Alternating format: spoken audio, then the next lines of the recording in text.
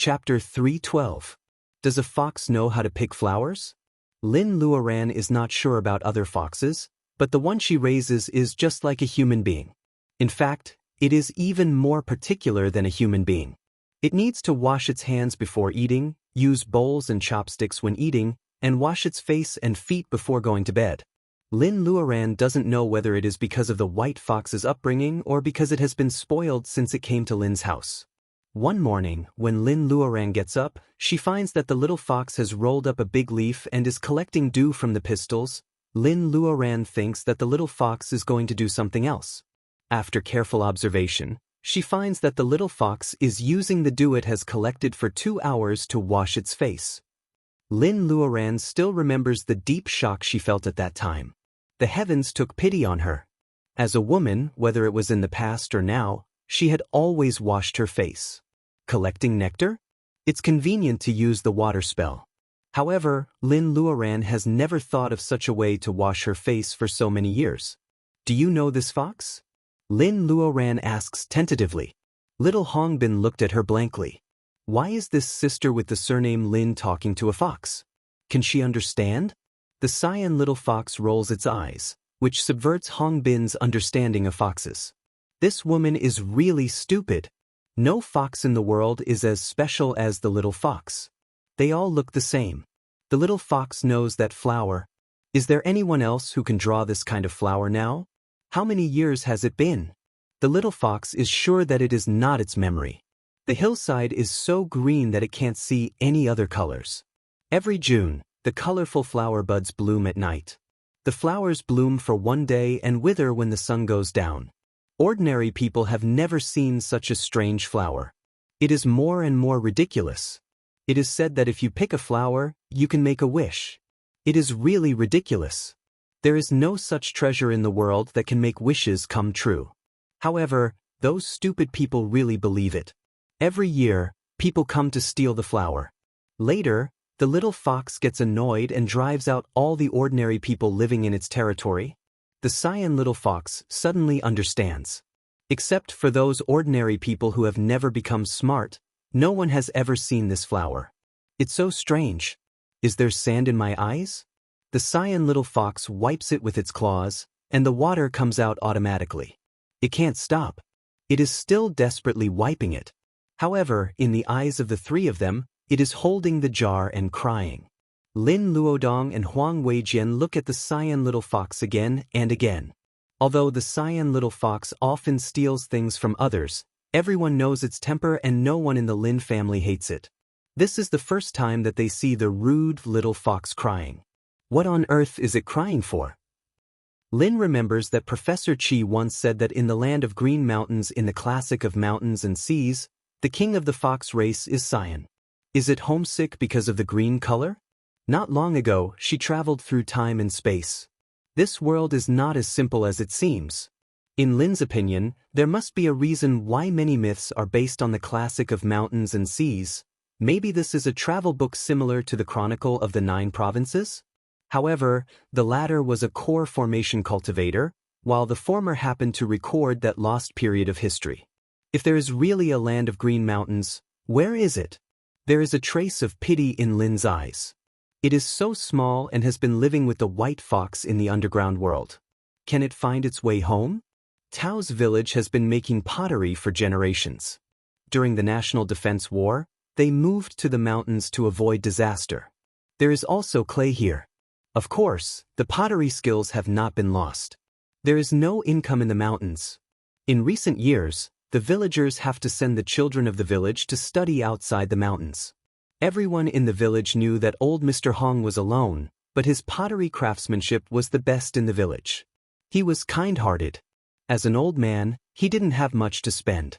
Most of the money he earned from making pottery and buying mountain goods were given to the poor families whose children were studying outside the village. Because of this alone, old Mr. Hong's status in the village was not low. Not to mention that he was old and shrewd, with incomparable wisdom. Many people would ask him to make decisions when they encountered problems. His prestige in the village was extremely high. However, Old Hong has also encountered trouble these days, which is a group of Nihanese living in his house. Sakura was also fond of pottery. Every time she looked at old Mr. Hong with admiration, he felt guilty. Of course, it is not because his skills are not up to standard, but he is worried that this group of Nihanese have other plans. Old Hong is not muddle-headed, and he is very shrewd. The pottery skills have been passed down from generation to generation.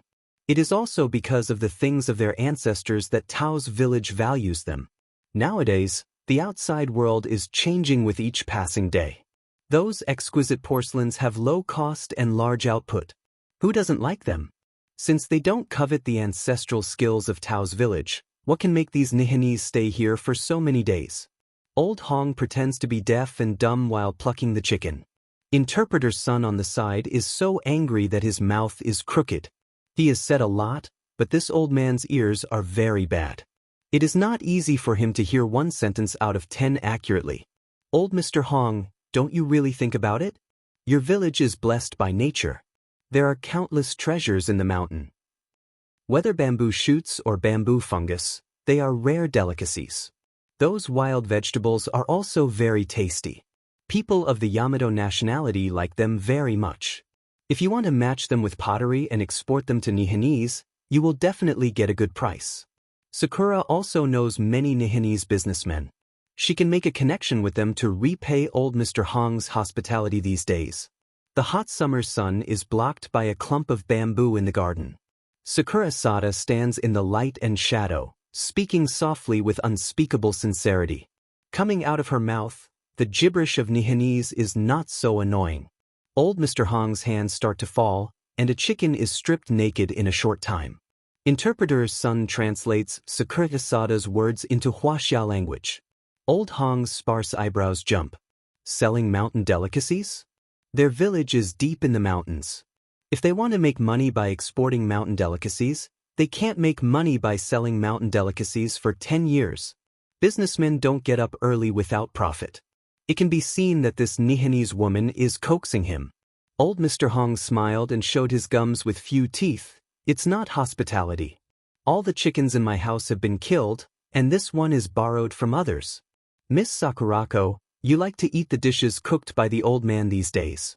You can take as many as you want to the clay pots in the garden. You can take as many as you want. Take as many as you want. Warm hospitality? Miss Sakura is too polite to this old man. Since they came to Tao's village, they have eaten chicken every day. It is a good meal in the mountains. Especially at noon on the first day, a pot of stewed chicken with mushrooms is served. It is so delicious that Interpreter's son almost swallows his tongue. But they eat chicken again the next day, and the cooking method is the same. Interpreter's son feels that the chicken soup is a little tired. They eat it for several days.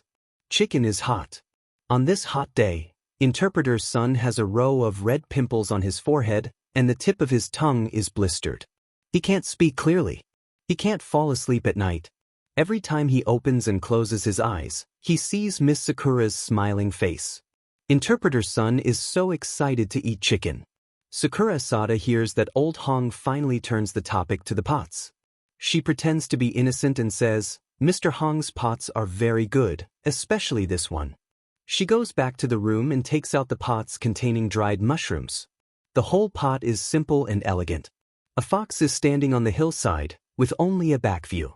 The mountain flowers are in full bloom, and the fluff on the fox's ears is distinct, which is really lifelike. It is indeed a very exquisite pottery by pure handwork. With fox as the theme, it is also Old Hong's exclusive craftsmanship. He is also a little proud of it. However, Miss Sakura's fingertips slide, pointing to the inconspicuous flower and asking, "What is this flower called?" This pot is dyed-colored pottery. The flower's brushwork is simple and looks very ordinary. But Old Hong is very careful in dyeing it. This piece of mountain flowers is exquisite. Each flower has 7 petals, and each petal has a different color. When put together, it is as dazzling as a rainbow. It actually steals the limelight of the fox as the protagonist. Interpreter's son doesn't care and translates as usual. Old Hong's hand holding the chicken pauses and shows his teeth in embarrassment. I'm old and can't hold the chicken firmly. Sakura Sada hears that he wants to change the topic again. She takes a step forward with the pot, Mr. Hong, I lived in the Shandong area of Huaxia when I was a child. I heard a legend about the country of green mountains. I don't know if you have heard it? Interpreter's son is about to translate, but suddenly he is stunned. Miss Sakura speaks Huaxia language. Old Hong's hands tremble slightly, and his old eyes are cloudy. Miss Sakura, did I hear it wrong? Why do you speak Huaxia language? Sakura Asada smiles slightly. She is gentle and amiable under the shadow of the bamboo. Mr. Hong, I can also speak Shandong language. Tao's village has moved from Shandong for many years. I haven't heard the local accent for a long time. Do you miss it? Old Hong's cloudy old eyes look more confused. In fact, he is shocked. Tao's village has moved twice. The first time was at the end of the Ming dynasty, from Shandong to Chuan. The second time was moved to the deep mountains to hide. Is this the purpose of the Nihanese? Chapter 313. Gentle and pleasant Miss Sakurako Asada doesn't turn hostile. Once she turns hostile, Interpreter's son is the first one to suffer. In fact, she doesn't need an interpreter at all. This interpreter is just used to deceive people and get close to the people of Tao's village. Now he has been used up. Sakurako Asada first remembers his ugly look when he was scared to pee his pants that night, and his evasive eyes when he looks at her these days. In other words, Sakurako Asada cares more about the fact that she is suppressed by Lin Luoran. In the beginning, they also went to the secret land together. At that time, Lin Luoran was already not to be underestimated. She had the highest personal ability among the young cultivators in Huaxia. Although she made people jealous, they didn't go crazy. Because at that time, Lin Luoran was admired but not feared. However, in just a few years, she has got rid of the title of the first among the younger generation in Huaxia, not because her personal ability has declined, but because she has entered a higher level with her own strength. Women in Nihanese have always had a low status. Sakurako Asada was born in a concubine's branch of a big family. Her mother was a famous geisha in Tokyo. She was born with a mortal body, but she dared to be pregnant with the blood of the Asada family secretly. The head of the family knew it and sent her to Shandong of Huaxia. If she hadn't been found to be able to cultivate when she was a few years old, she and her daughter would not have been taken back to the Nihanese family after being exiled. Even so, she was bullied a lot in the Nihanese family. Sakurako Asada wakes up from the memory. She feels sorry for herself. She will never get the sympathy of others. She can only become stronger. For example, Lin Luoran in Huaxia also started from a poor family. Now she has also become an important female cultivator in the cultivation world of Huaxia. For example, if she can get the treasure of the Green Mountains and return to Nihanese and the Asada family, who will dare to look down on her again? Sakurako Asada smiles at old Mr. Hong. She is full of charm, very much like her mother when she was a geisha in the past. Old Mr. Hong can no longer hold the chicken firmly and it falls to the ground. He is in his 70s and 80s. Of course, he can't be tempted by beauty. But Sakurako Asada's smile is really scary in this summer. Mr. Hong, let's sit down. Can you slowly tell Sakurako the story about this jar? Sakurako Asada smiles and holds old Mr. Hong, who is obviously unsteady. The scorching sun couldn't warm up old Master Hong's sinking heart. Will these Nihanese do something to the people of Tao's village? Mr. Hong couldn't think about it. Sakurako Asada holds the painted pottery jar in her hand and forcibly helps old Mr. Hong to walk to the back room. The vivid fox figure flashes with blue light at the moment of alternating light and darkness. This was an extremely unique type of paint. The painted fox looked normal, but under special lighting it would appear green. Sakurako Asada found it now. Looking at the back of the cyan fox, she was more and more sure that this Tao's village was moved from the Green Mountains in ancient times. If he wanted to find the country of Green Mountains that had been lost in time, in this world, perhaps only the old people of Green Mountains who had lived for countless generations knew the entrance. Hong Bin had nothing to do, so he began to eavesdrop again. After a few days, he had felt that Miss Sakurako of Nihanese was kind and gentle. She often gave candies to her friends in the village. She should not be as bad as the 3 people on the hillside said. He felt guilty. He took Lin Luoran's 100 yuan and was ready to quit. Today would be the last day of work. Hong Bin thought silently. He dug out a piece of debris on the mud wall and saw old Mr. Hong's house next door. Hearing the Shandong accent, 11-year-old Hong Bin was a little clever, but he didn't quite understand what these genteel words meant. He was surprised that Miss Sakurako could speak Huaxia language. Putting his eyes in the hole, Hong Bin held his breath and looked at the yard of old Mr. Hong's house. 3 Nihanese men stood at the door with a serious face, as if guarding against someone coming in. Old Mr. Hong's plucked chicken fell to the ground. What a pity! Hong Bin swallowed. He saw Miss Sakurako patted interpreter's son and he fell down. Hong Bin originally thought that this interpreter's surnamed son was just an embroidered pillow. After a while, Miss Sakurako helped old Mr. Hong to walk to the back room. Before interpreter's son got up, Hong Bin felt something was wrong. He moved his eyes and saw interpreter's son lying on the ground with thick black liquid on the side of his mouth. These Nihanese were really bad people. What should he do? Hong Bin was sweating. It took him a while to remember that he should go to the hillside to report. The picture of Lin Luoran nailing green bamboo leaf to the tree with a bamboo branch flashed in his mind. Maybe only the 3 people on the hillside and Sister Lin could save old Mr. Hong. Hong Bin stumbled to the entrance of the village and found one of the Nihanese men standing under the locust tree. Damn, there is an ambush. Kid, where are you going? He said stiff Huaxia language. Hong Bin's hands were full of sweat. To mow the grass. The Nihanese man looked serious. Go back or die. Why did he go to mow the grass with empty hands? Did this Huaxia kid find something wrong and want to run away? Although Kazuo Yamamoto was not worried about the ability of a kid, he felt a little guilty when he thought that this was the land of Huaxia. Hong Bin had to go back helplessly. Kazuo Yamamoto narrowed his eyes. It seemed that Miss Sakurako must have succeeded. He didn't notice that on the branch above his head, a golden hawk in the size of an eagle flew into the sky silently and flew to the hillside a few miles away. They are coveting the Green Mountains. Lin Luoran stared at the little fox with a complicated look. It was holding the jar in its hands and thinking about something. Goldie's intelligence was only like that of a few years old.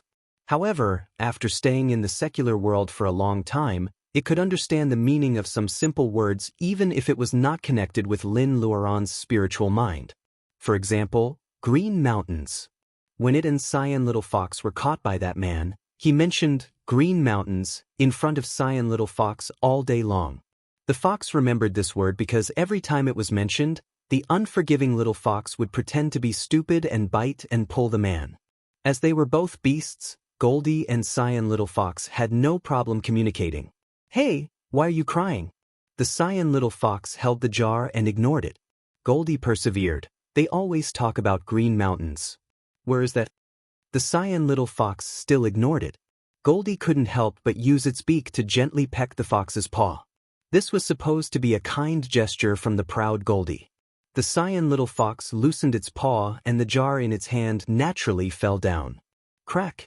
It broke into pieces. The Cyan Little Fox glared at Goldie. Goldie knew that it was in trouble and didn't know what to say. It was not as cold and arrogant as before, and its little crown was a little timid.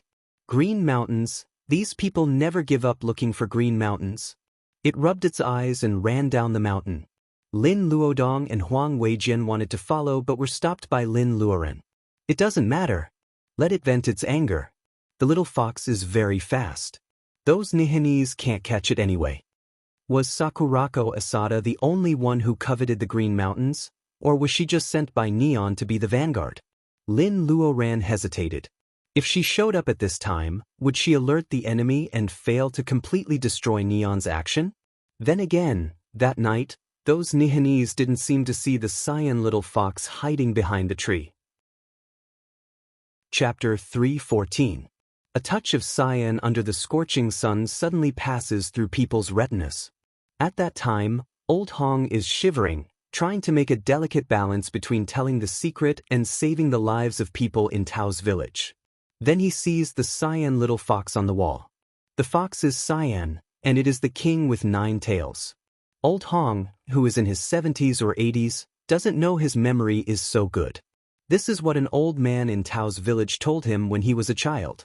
Having painted foxes all his life, Old Hong knows the special pigments very well. But he never thought that he would see a cyan fox in his lifetime.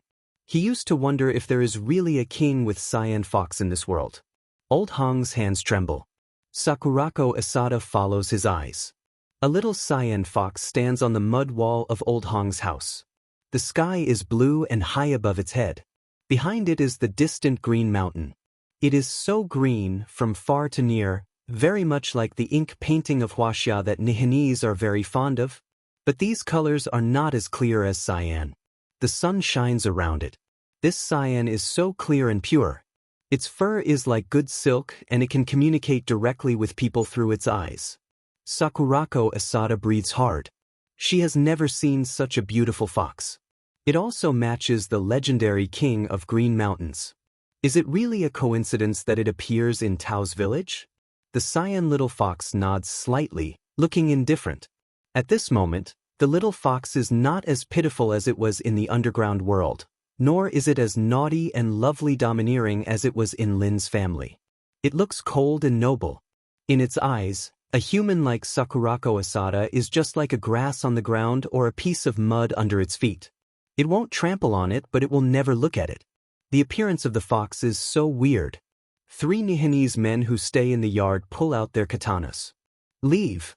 Sakurako Asada suppresses the joy in her heart. Mr. Hong, it seems that you are not needed anymore. Sakurako Asada bows to him. This is the cyan fox, which is drawn out by the old man of Huaxia who deliberately pretends to be stupid.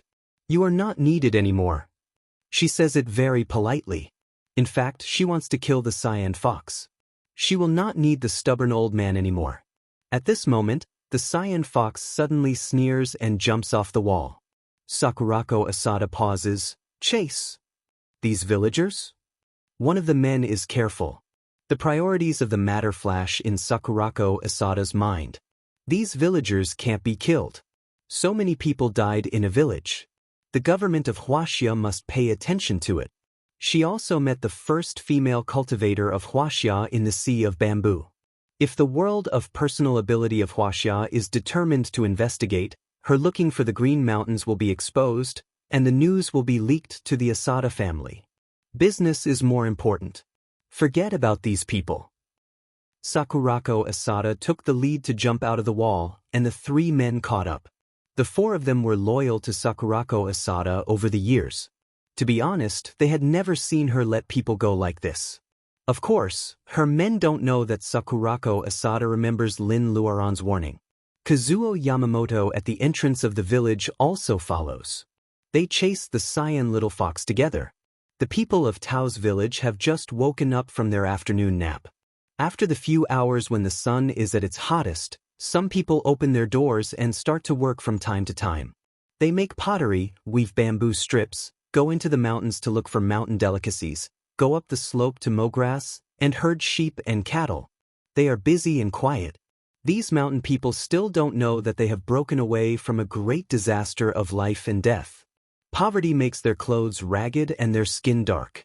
However, many people's eyebrows are quiet and peaceful without the intrigue in the city. For old Mr. Hong, they almost died. They suddenly remember that there is a dead body in the front yard. Murder, no matter in which dynasty, is a felony. Old Mr. Hong struggles to get up and sees little Hong Bin next door already standing in the yard. Although he is young, he is not as flustered as ordinary children. Grandpa, what should I do? Hong Bin kicks interpreter's son, but there is no response.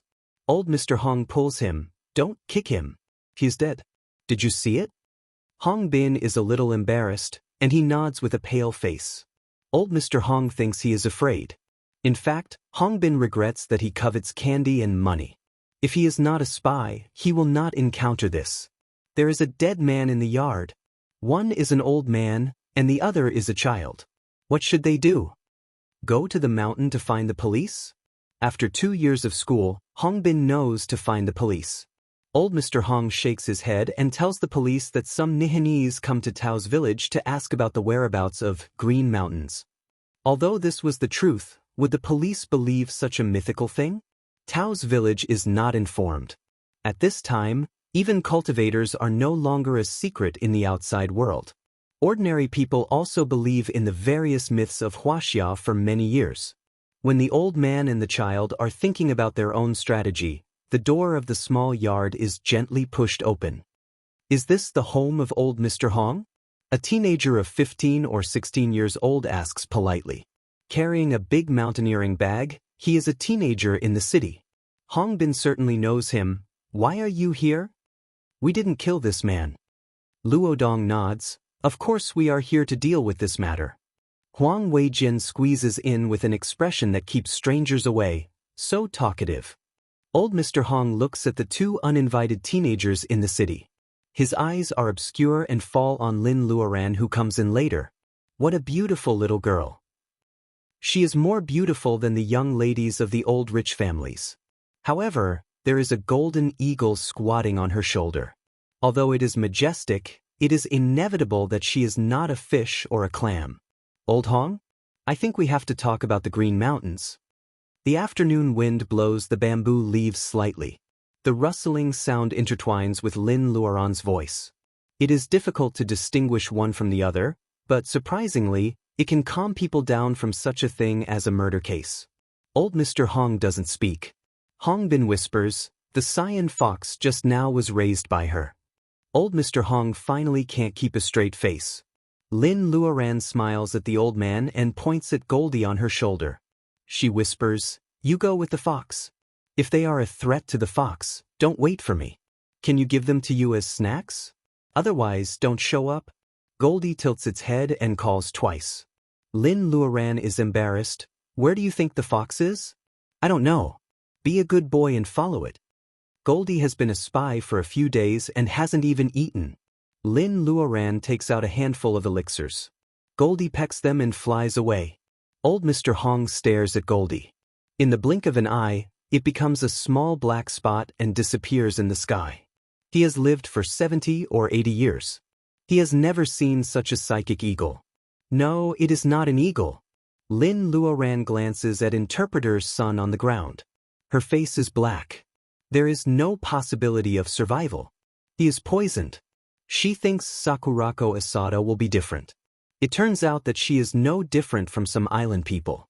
She is stingy and uses poison as a cultivator. She is not upright at all. Such a person has a strong heart, but her state of mind is always at the lower level. To be a bad person, there is a hierarchy. Even if she doesn't take the right path, she should learn from the boss. Lin Luodong is quite bold and wants to check the body of Interpreter Sunday. Lin Luoran covers his eyes. Children can't care about these things. Huang Weijian is complacent. Isn't he a child in the eyes of Sister Lin? However, Lin Luoran drives him and Lin Luodong out together with Hong Bin. She asks the three of them to check whether the Nihanese have done some wicked things by poisoning the water in the village these days. Old Mr. Hong still doesn't say a word. Lin Luoran thinks for a moment. Let's solve this body first so that we can talk more easily. Solve a body in the daytime. Is the tone of a little girl nowadays so arrogant? Lin Luoran's fingertips burst into flames. The orange-sized fire falls on the body of Interpreter's son and spreads to the whole body. It is not a raging fire, but seeing the body shrink and turn into ashes in just a few minutes, old Mr. Hong knows that the flame is definitely not as ordinary as it looks. As for why people's fingertips burst into flames, old Mr. Hong also thinks about it for a while. He seems not to be surprised subconsciously. Lin Luoran changes her gesture, and a small tornado rolls up. The ashes on the ground are rolled up by the wind and fly to the depths of the mountain. Old Mr. Hong shows his lonely front teeth. That sigh, is it yours? He originally wants to say Cyan Fox, but he feels that this title is not respectful, so he says it vaguely. Lin Luoran claps her hands. It may be strange to say that. If I say that it is a white fox entrusted to me to take care of, will old Mr. Hong believe it? Old Mr. Hong looks relaxed. It is true. The royal family is aloof. How can they recognize a little girl as their master? Have you ever heard of a kind of flower that blooms in the morning and fades at dusk, and can realize the wishes of mortals? Old Mr. Hong smiles mysteriously. Lin Luoran looks at the colored pot that Sakurako Asada forgot to take away. It is a pity that dried mushrooms are scattered all over the ground. She picks up the pot and is amazed by the lifelike painting, especially the figure of the cyan fox, which lets her foresee what the little fox will look like when it grows up. Are you talking about this flower? The colorful flowers were indeed beautiful. However, a single flower could fulfill a person's wish. Cultivators like them who cultivated so hard and still couldn't do as they pleased, wouldn't that make them a joke? Her face is full of disbelief. Old Mr. Hong nods. But some people, including my ancestors, they just believe it. Don't you think it is strange?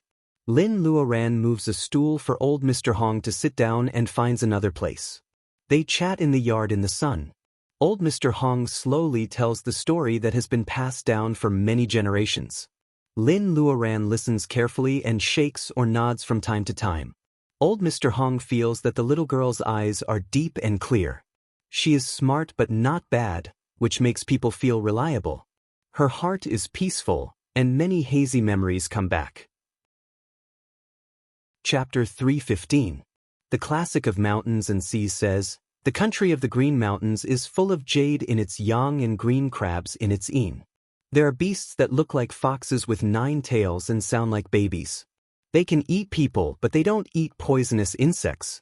There are birds that look like doves and sound like birds. They are called guanguan, and they are not confused.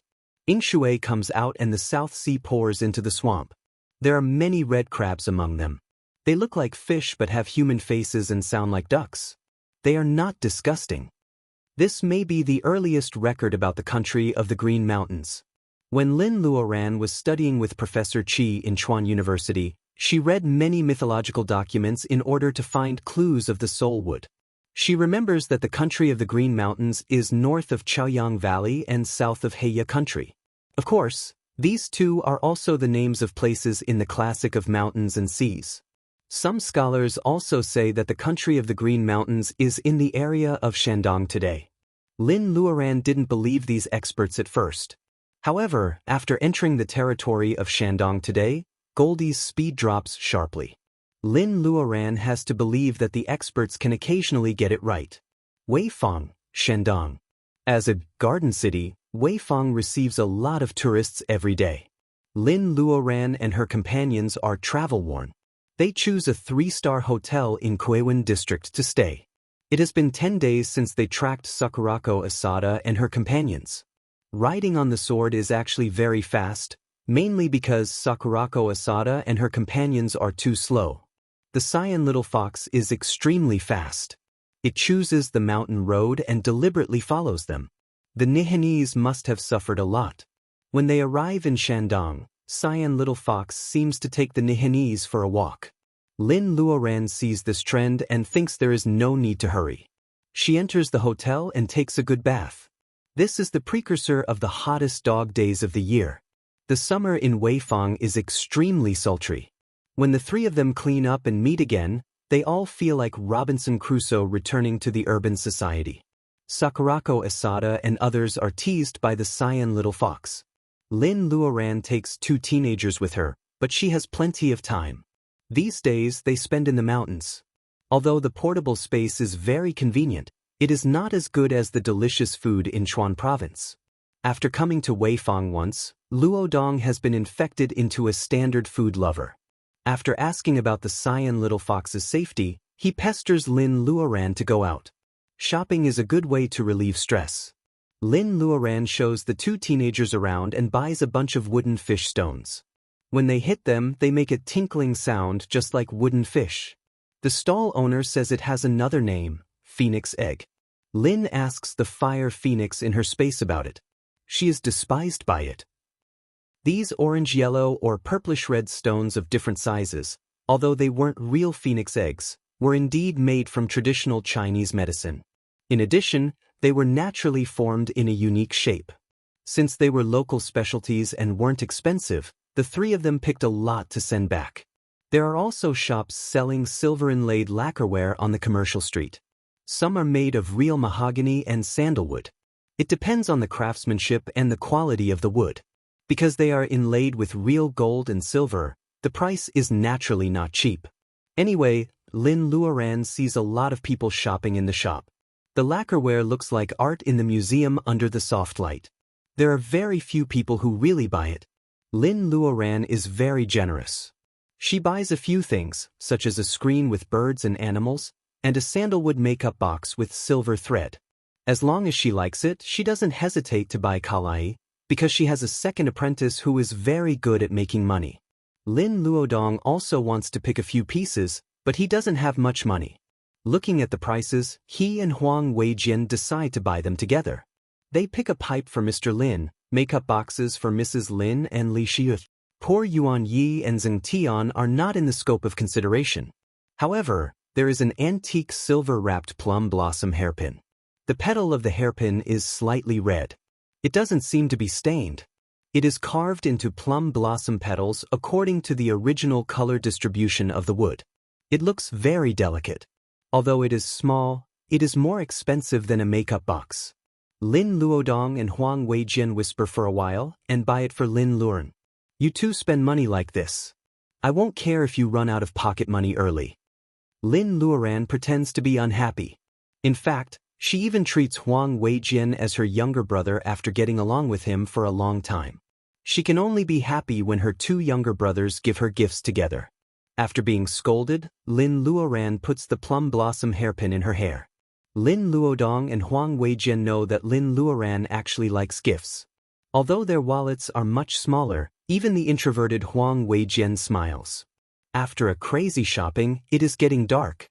Lin Luoran puts all the things she bought into the space when no one is paying attention. The three of them are going to eat local food, but it starts to rain heavily. They have to take shelter from the rain in a roadside restaurant. It is selling stew. Shandong is famous for its stew, so they have dinner in this restaurant. It turns out that the stew in this restaurant is also good. Water and oil are mixed to make the skin, and the diced pork is added to make the stuffing. The meat is wrapped into the size of a chess piece. When it is cooked, it is golden and small, crisp and salty. After eating the stew, there is a small plate of radish skin, which is crispy and refreshing. This radish is as good as what we usually eat. Lin Luodong whispers. Lin Luoran squints her eyes. The radish they usually eat is grown in the space, which tastes good.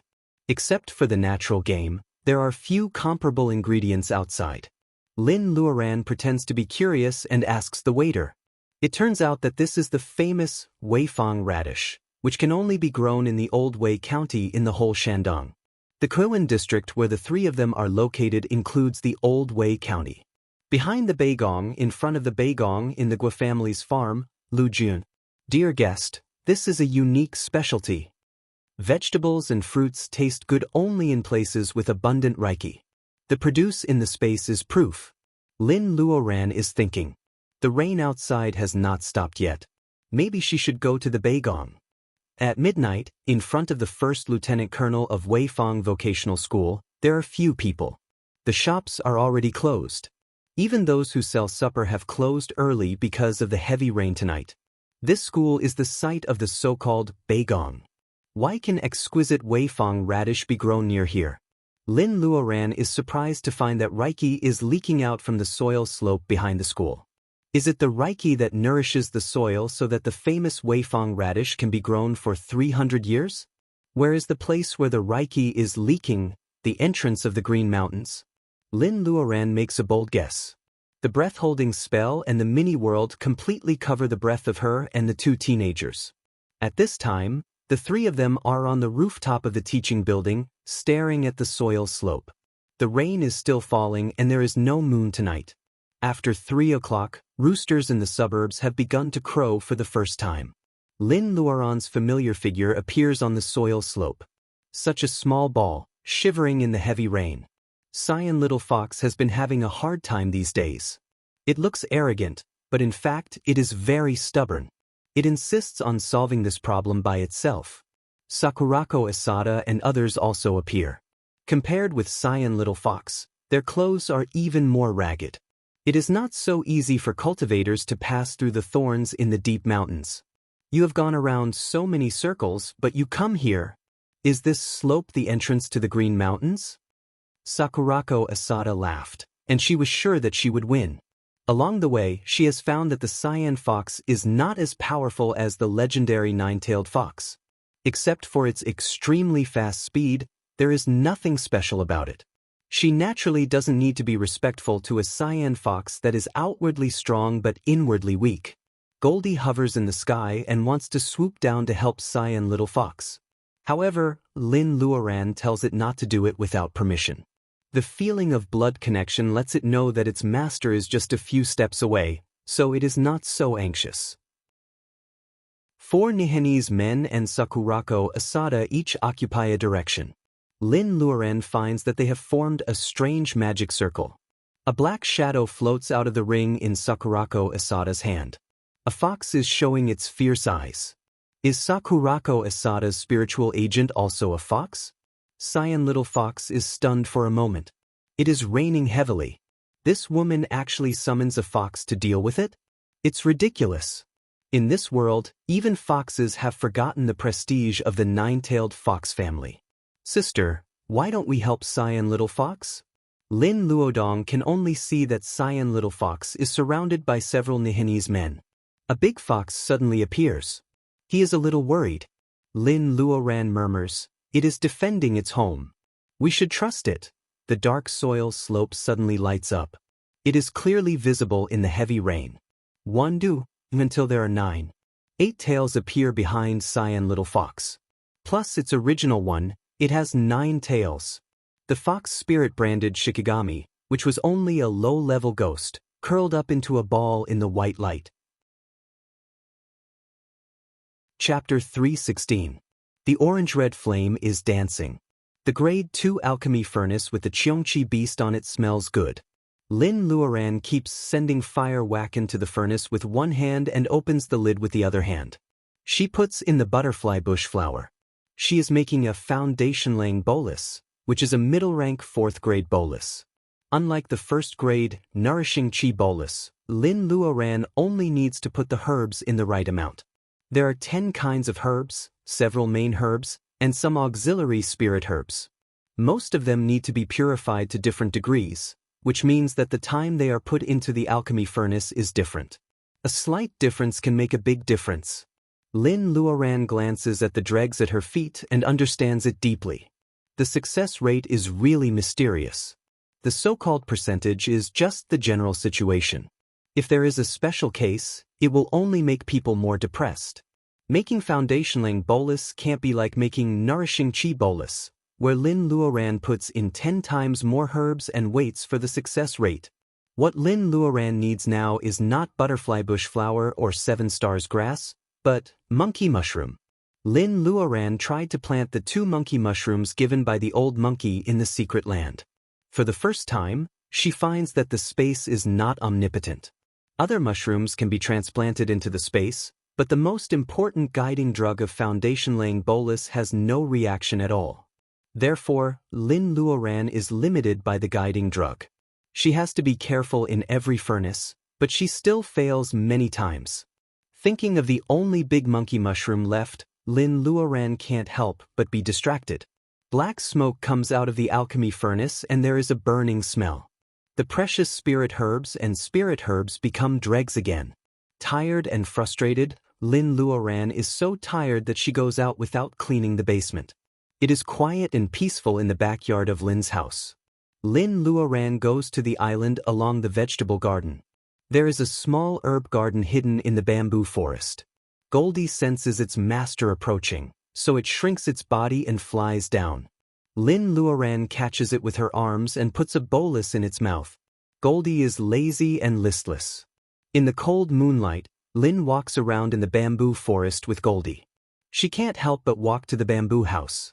In the past, in the room next to the study, there would always be a little fox that liked to jump out, clinging onto people's trousers and refusing to let go, acting all coquettish and cute, arrogant and despotic, begging for delicacies and spiritual herbs, tormenting the Lin family until they had no peace.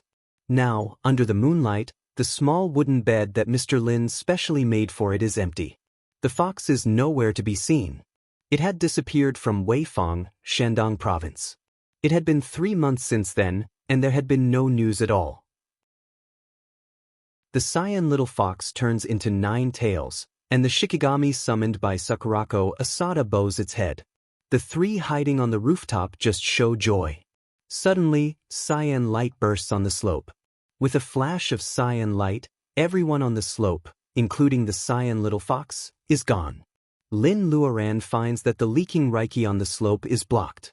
Since then, the reputation of Weifang Radish has been destroyed.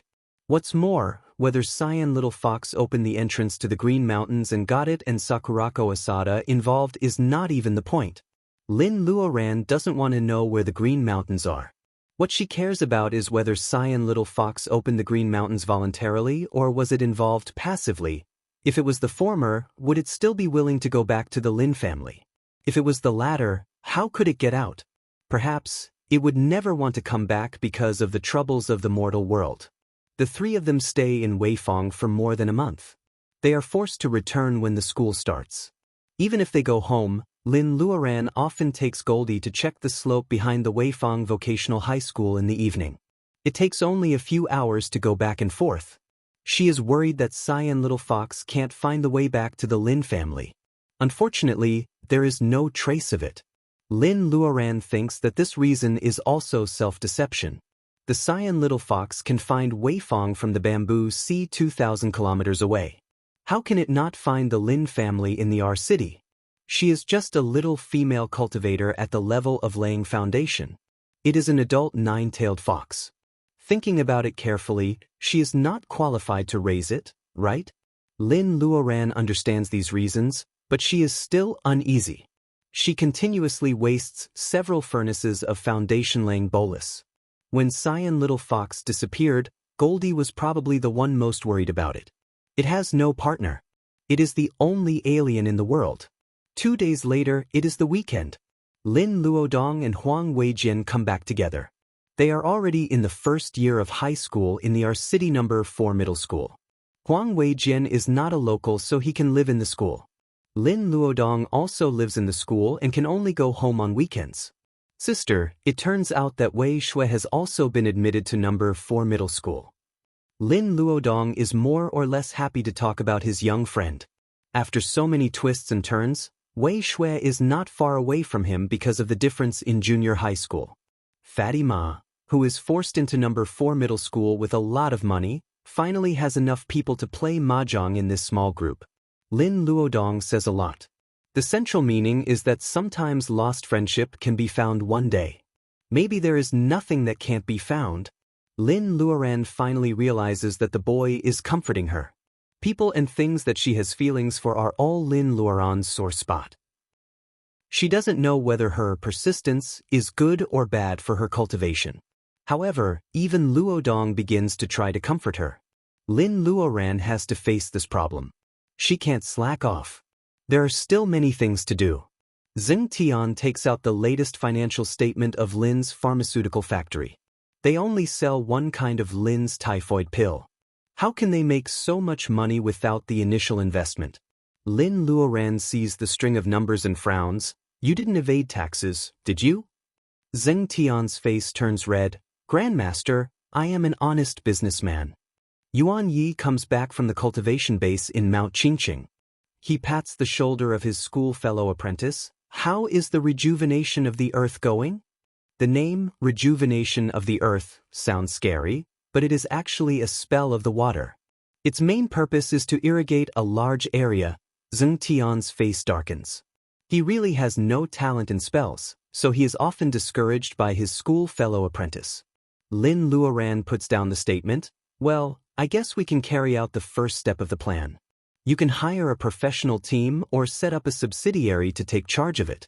You should focus on cultivation. Yuan Yi and Zheng Tian both agree. Zheng Tian thinks for a while and asks if it is possible to introduce a second special medicine. Lin Luoran thinks for a while and shakes her head. Let's wait for another 2 years. We will have made all the money. Other pharmaceutical factories will not be able to survive. Ordinary workers will be laid off. You don't have to be ruthless. Zheng Tian is thinking. Yuan Yi drags him away. After the disturbance, Lin Luoran feels more relaxed. She spends the weekend with Luodong. When he and Huang Weijian go to school again, Lin Luoran goes to the basement again. The monkey mushroom has been cut into pieces. The quality of the 1,000-year-old luminous sand, the 1,000-year-old butterfly bush flower, the 7 stars grass, and the jade grass, which is used in many prescriptions of boluses. There is a long string of spirit herbs. Lin Luoran checks the order again and puts in the luminous sand. The 1,000-year-old luminous sand is a milky white crystal, twice the size of white sugar. Because of its age, it is slightly yellow. The fire wacken is absorbed by the alchemy furnace. The wall of the furnace heats up. The luminous sand gradually melts in the medicine lattice like boiling sugar, emitting the unique fragrance of the 1,000-year-old spirit medicine. Lin Luoran thinks the time is right, so she puts in the butterfly bush flower. This small spirit herb has amazing reiki. As soon as it turns into a medicine, it dominates the position of the liquid luminous sand. The medicinal properties of spirit herbs were not necessarily compatible with each other. Alchemy was to purify the originally repelling medicinal properties and take out the required medicinal properties. Then, by mixing them together, it would become a spirit pill with various uses. Butterfly bush flower, jade grass. Lin Luoran is sweating. The alchemy furnace is so hot. She is not affected by heat or cold, but it is still quite stressful for her. Time passes by. Mr. and Mrs. Lin are still traveling around the world. Luodong lives at school. His 2 apprentices are busy investigating whether Tao's village can be built as a medicine base. There are only Lin Luoran and Goldie in the big Lin family. She looks at the boiling liquid in the alchemy furnace. She can even hear the croaking of frogs in the pond from the basement. It is already autumn. The Lin family is covered by the big magic circle, so the temperature is still not dropping. Li Shier's flowers, Mrs. Lin's vegetables, Cyan Little Fox's spirit herbs, and Lin Luoran's own fruit trees all have different levels. Some are bearing fruit, and some are blooming. Summer is over. Chilies are out of the market, but the ones in the garden are still blooming. Canna leaves come out and night dew is rolling on them. The cherry tree can't resist the law of the season. Its leaves curl up into a ball, which is so ugly that it can't be compared with the lovely cherries. The ginkgo tree is bearing fruit. This year's harvest of ginkgo is big. Lin Luoran's spiritual mind can clearly recognize every grass and every tree in the yard. When she comes back to her senses, Lin Luoran feels the compatibility of reiki in the alchemy furnace and the furnace itself. She can feel it more clearly than before. Following her feeling, she puts down the monkey mushroom as the guiding drug. 2 pieces of monkey mushroom melt as soon as they are put in the furnace. They become a bond and integrate the separate medicinal liquids. Lin Luoran is inspired. She casts a spell to take back the boluses. Winged Tiger spits out reiki to help. The sticky liquid starts to rotate along the platform of the alchemy furnace. The first turn, it is glued into shape. The second turn, it becomes the shape of an egg, sharp at the top and big at the bottom. The third turn, the edges and corners are slowly smoothed and it is getting round. The fourth turn, it becomes more and more solid and it suddenly splits into 2. Did it fail? After a while, Lin Luoran opens the door of the basement. The moon is in the middle of the sky. The weather is so nice tonight. The gentle night breeze is like a lover's care, quietly brushing Lin Luoran's hair. There are 2 purple boluses in the jade box with outstanding reiki. They are the foundation-laying boluses that are indispensable for cultivation. She never thought that she would split into 2 at the last moment and successfully receive 2 foundation-laying boluses. Is it because of the state of mind when she was making boluses? Is there no red vote every day? I'm so sad. I'm begging for red votes. The Dojin who recommended Du Ruo's book is at the top of the comments section of Lin's family. Chapter 317. As long as one took the first step, one would be able to follow the rest. Lin Luoran's home is quiet and no one comes to disturb her. She only fails once. She successfully makes foundation-laying boluses in the first furnace. She successfully harvests 11 foundation-laying boluses when she uses up all the monkey mushrooms. Foundation-laying bolus is not something that can be found everywhere. Lin uses up not only the monkey mushroom but also the 7 stars grass to make the 11 foundation-laying boluses. She has collected many seeds in the secret land, but there is no 7 stars grass. If she can't find more monkey mushrooms and 7 stars grass by using the power of the world of cultivation, this will be the last batch of foundation-laying boluses she can make even with the space.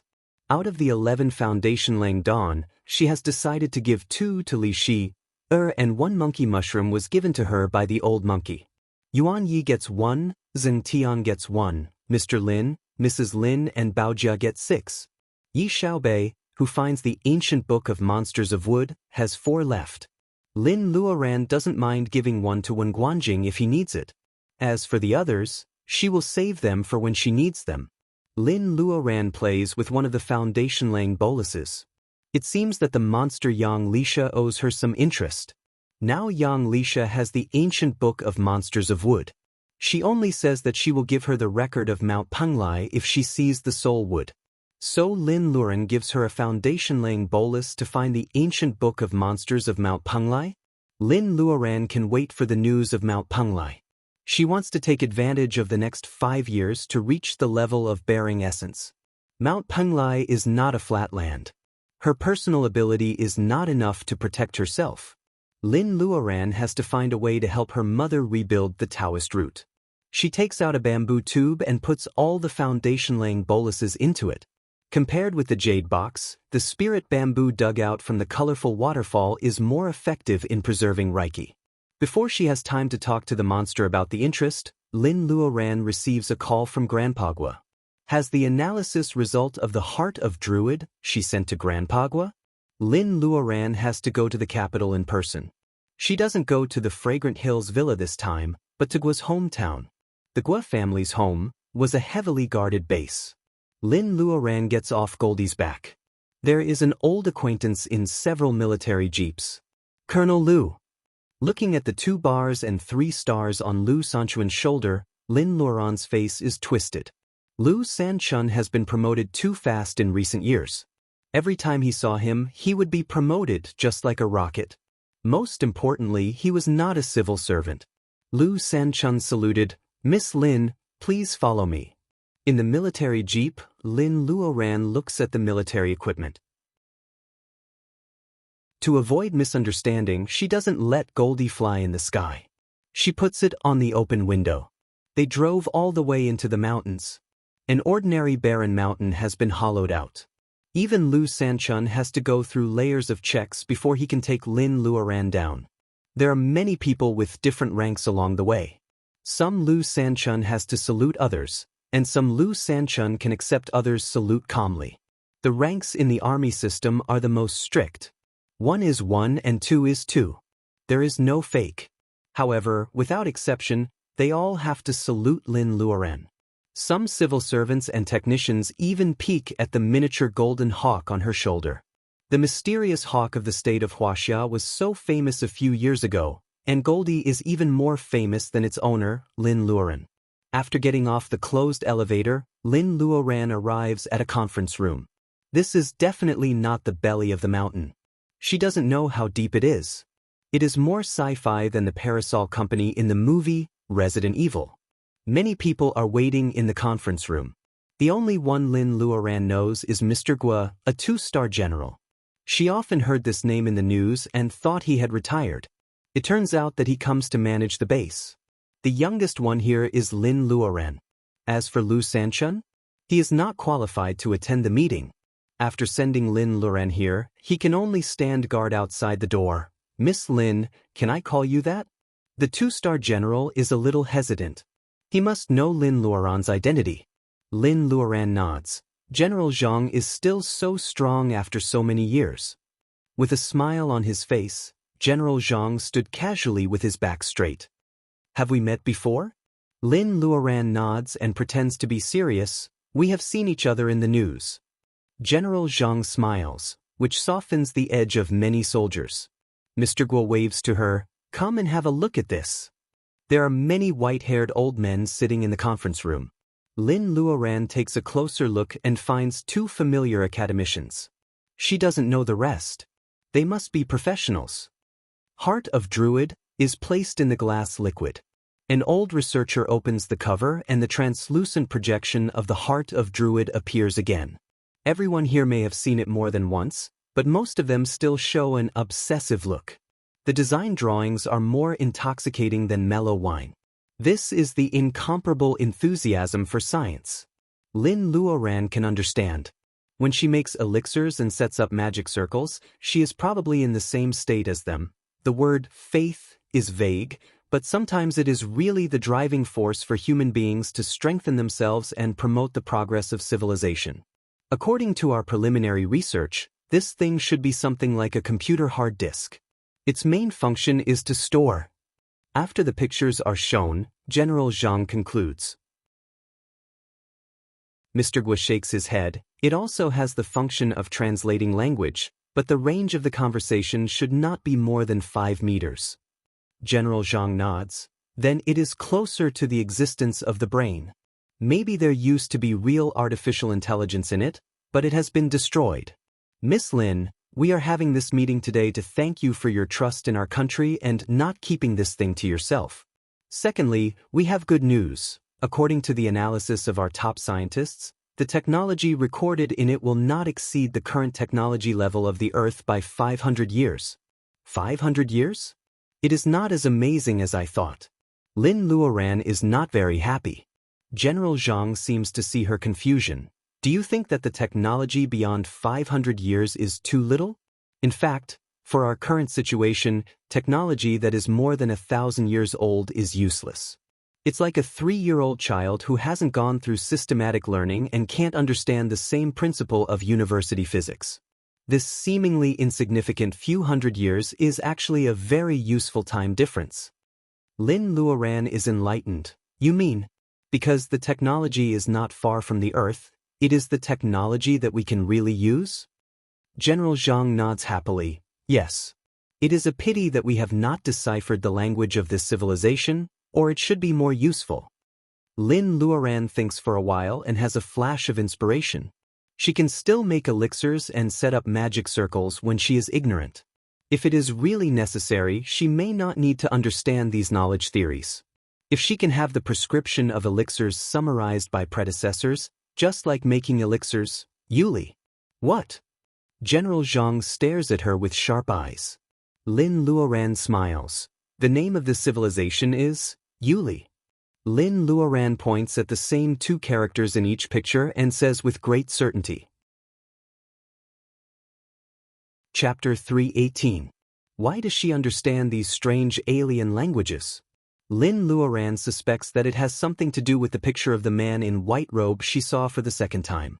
Something is embedded in the depth of her ocean of consciousness. She doesn't feel it usually. Only when she is given proper hints and guidance, the strange knowledge comes out in her mind. Whether it is the interstellar common language or the written information belonging to the Yuli civilization. It has been 2 weeks in the underground base after Lin Luoran has finished proofreading the paper similar to Space and Spaceship Making with Scholars. Master Gua comes out of the base with her. Lin Luoran feels the wind mixed with sand blowing on her cheeks again. Lin Luoran finally feels a little more real. Even Goldie is refreshed. Lin Luoran is deeply moved. She still prefers to cultivate freely. Things like making contributions like this should be left to the professionals. Anyway, she has done what she should do. Lin Luoran and Master Gua walk all the way in the mountains. Master Gua wants to say something but stops on second thought. Lin Luoran thinks for a while and makes a bold guess. Master Gua, are you worried about my suggestion last time? Master Gua nods. Lin Luoran touches Goldie's head. Everyone has their own specialties. I am not good at making weapons and setting up magic circles. This is probably the only thing the Lin family can do. The Wen family is from Zhu Mountain School and they do have some experience in making weapons. As for energy storage, have you ever considered using magic figures? Master Gua is embarrassed. The Qingqing Taoist has retreated. I am afraid. Because it is related to Lin Luoran, Master Gua, who has always been straightforward, is also vague. Lin Luoran lets Goldie wander around. Qingqing Taoist Temple is not out of the world. The former first apprentice is still there. Young master and is also good at making magic figures. Master Gua laughs heartily. I know you are not a narrow-minded person. In fact, Lin Luoran has something to do with in being expelled from the school and Qingqing Taoist temple retreating. However, it is not her fault. The world of cultivation has also guessed something. That is why An is ignored by all parties. Although Lin Luoran can't let go of An, she can't cut off the way for him to shine for the world of cultivation. Besides, going out of the earth and looking for a fertile land for cultivation is also very useful for the Lin family. Huaxia people are not stupid. Why can't they solve some academic problems? It's all because many people spend their time on internal strife. Lin Luoran has always looked down on people who suppress each other and cause losses to both sides. If possible, she also wants to see those unreachable stars. Elder Gua, I'm afraid I'll have to go into seclusion for a while. Master Gua is stunned. Lin Luoran changes the topic so suddenly. However, thinking of Lin Luoran's talent of laying foundation in several years, he feels it is a waste to get involved in these mundane things. He can't help but nod. She smiles. One more thing. I didn't kill with Luoran with Xan Yuan Ping. Master Gua is stunned. He has devoted himself to personal ability enhancement and has dedicated half of his youth to this base. He is a typical representative of cultivators have national boundaries. The only disciple he has accepted in his life is Xan Yuan Ping. Hearing that Xan Yuan Ping is still alive, Master Gua doesn't seem too surprised. Lin Luoran asks. Master Gua takes out a jade plate, which looks like the one made by the crazy Taoist for Jiang Mingyue. She didn't take this life jade plate when I kicked her out. Every time I see this jade plate is intact, I know she is safe and sound. Lin Luoran is silent. Xan Yuan Ping has become a devil. She only knows that her grandmaster kicked her out. However, she doesn't know that Master Gua has been secretly caring about her. Forget it. It is someone else's business and she doesn't need to interfere. Outside the base, Lu Sanchun is still waiting for her. Lin Luoran asks Goldie to come down. Lu Sanchun says that Commander Qin is also in the capital. Lin Luoran thinks that she has to go to see him since she is going to have closed-door training. Commander Qin is still in good health. Lin Luoran is relieved to make sure that his body functions are still strong. The wild tea she got in the Sea of Bamboo in the south of Chuan province and the famous tea collected intermittently in the space over the years have more than 10 kinds. Lin Luoran keeps some for Commander Qin. Commander Qin extorts several jars of spirit wine. Then he points to Lu Sanchun who has been giggling. Xiaochun is going to be a father. Look at his silly face. No wonder Lin Luoran feels that Lu Sanchun is a little strange when she sees him. It turns out that Mrs. Lu is 3 months pregnant. Lu Sanchun has never married because of Baojia. He is going to be a father in his 30s. It is really a wonderful feeling. Lu Sanchun is a little stubborn. He also participates in the top secret plan of the world of cultivation and the secular regime. He often can't get in touch with others. He doesn't know that he is going to be a father until today. His wife has now moved to the capital and lives in the family compound of the military area. Seeing that he is distracted, Lin Luoran proposes to go and have a look together. Commander Qin agrees. After half an hour, the 3 of them arrive at the house assigned to Lu Sanchun. It is not too spacious. The decoration is not luxurious, but it is not shabby either. In addition, the environment here is quiet. It is more suitable for taking care of the fetus than those expensive commercial communities in the capital. However, Mrs. Lu is also 32 years old. She is an old woman. 3 months is a sensitive period. She is suffering from morning sickness. Commander Qin is the first to lose his temper. You brat! How can you take care of your wife? Lu Sanchun feels wronged. He can't leave the base all day. Don't we have orderlies? If you have anything to do, ask them to do it. Don't tire yourself out. How can Commander Qin not be angry? When the 3 of them arrive, Mrs. Lu is carrying a large bag of vegetables upstairs. It is not rare for Lu Sanchun to have orderlies. Lin Luoran looks at Mrs. Lu who is embarrassed after being scolded. She is just an ordinary middle school teacher before marrying Lu Sanchun. Commander Qin chose her because she was born in an ordinary working-class family. Her family background is clean and she has no connection with any faction. Because of this, Lin Luoran, who is also born in a poor family, can understand Mrs. Lu's mind. She suddenly ascends to the sky. She must not be used to the status quo of the privileged class. Although Lu Sanchun and Commander Qin don't engage in crooked ways, Lu Sanchun has been promoted fast in recent years. He is a new rich man. Commander Qin is born in the Qin family, so he won't suffer any grievances except on the battlefield. They have devoted their loyalty and energy, so they enjoy some privileges with a clear conscience. It's natural that they can't understand Mrs. Lu's feelings. Lin Luoran understands. She ignores Commander Qin and Lu Sanchun, who are angry. She pays for Mrs. Lu and enters the house. She keeps the two stubborn soldiers outside. The third month is the critical period of fetal formation. Mrs. Lu is tortured by morning sickness and she leans on Lin Luoran. Lin Luoran looks at her pale face and feels pity for her cautiousness. She puts some wood reiki into her belly. The fetus is no longer tossing and the mother is naturally comfortable. They chat for a while and Mrs. Lu is going to cook. Lin Luoran presses her on the chair and goes to the kitchen to have a look. Lin Luoran's cooking is not very good, but the ingredients in the space are top-notch. It is just right for Mrs. Lu, who is suffering from morning sickness. After a while, the aroma of food wafts out of the Lu family. Commander Qin and Lu Sanchun smell the aroma and come in. They see Lin Luoran cooking. Commander Qin doesn't feel anything, but Lu Sanchun is in a cold sweat. Why do you ask Miss Lin to cook? Oh my God, she is a cultivator. She is a friend of the Qin family, but she doesn't have to lower herself to cook in Lu Sanchuan's home. Lin Luoran takes out the dishes. You talk too much. Lu Sanchun hurries to help carry the dishes.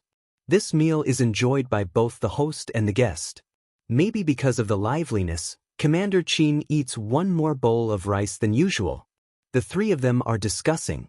Lu Sanchun is busy with official business and Commander Qin is lonely, so they simply let Mrs. Lu go to the Qin family's villa to take care of the fetus. Mrs. Lu hesitates a little. Lin Luoran says with a smile, "Anyway, you are the adopted grandson of the Qin family in your belly. You can accompany Grandpa Qin." Lu Sanchun says seriously, "I just told the commander that if the first child is a boy, he will be adopted by the Qin family."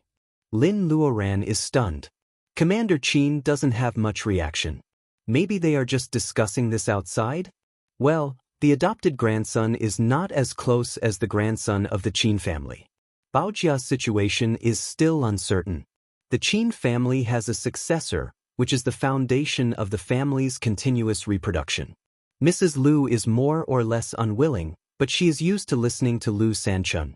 Although this decision is sudden, the relationship between the Qin family and the Lu family needs a bond to maintain, right?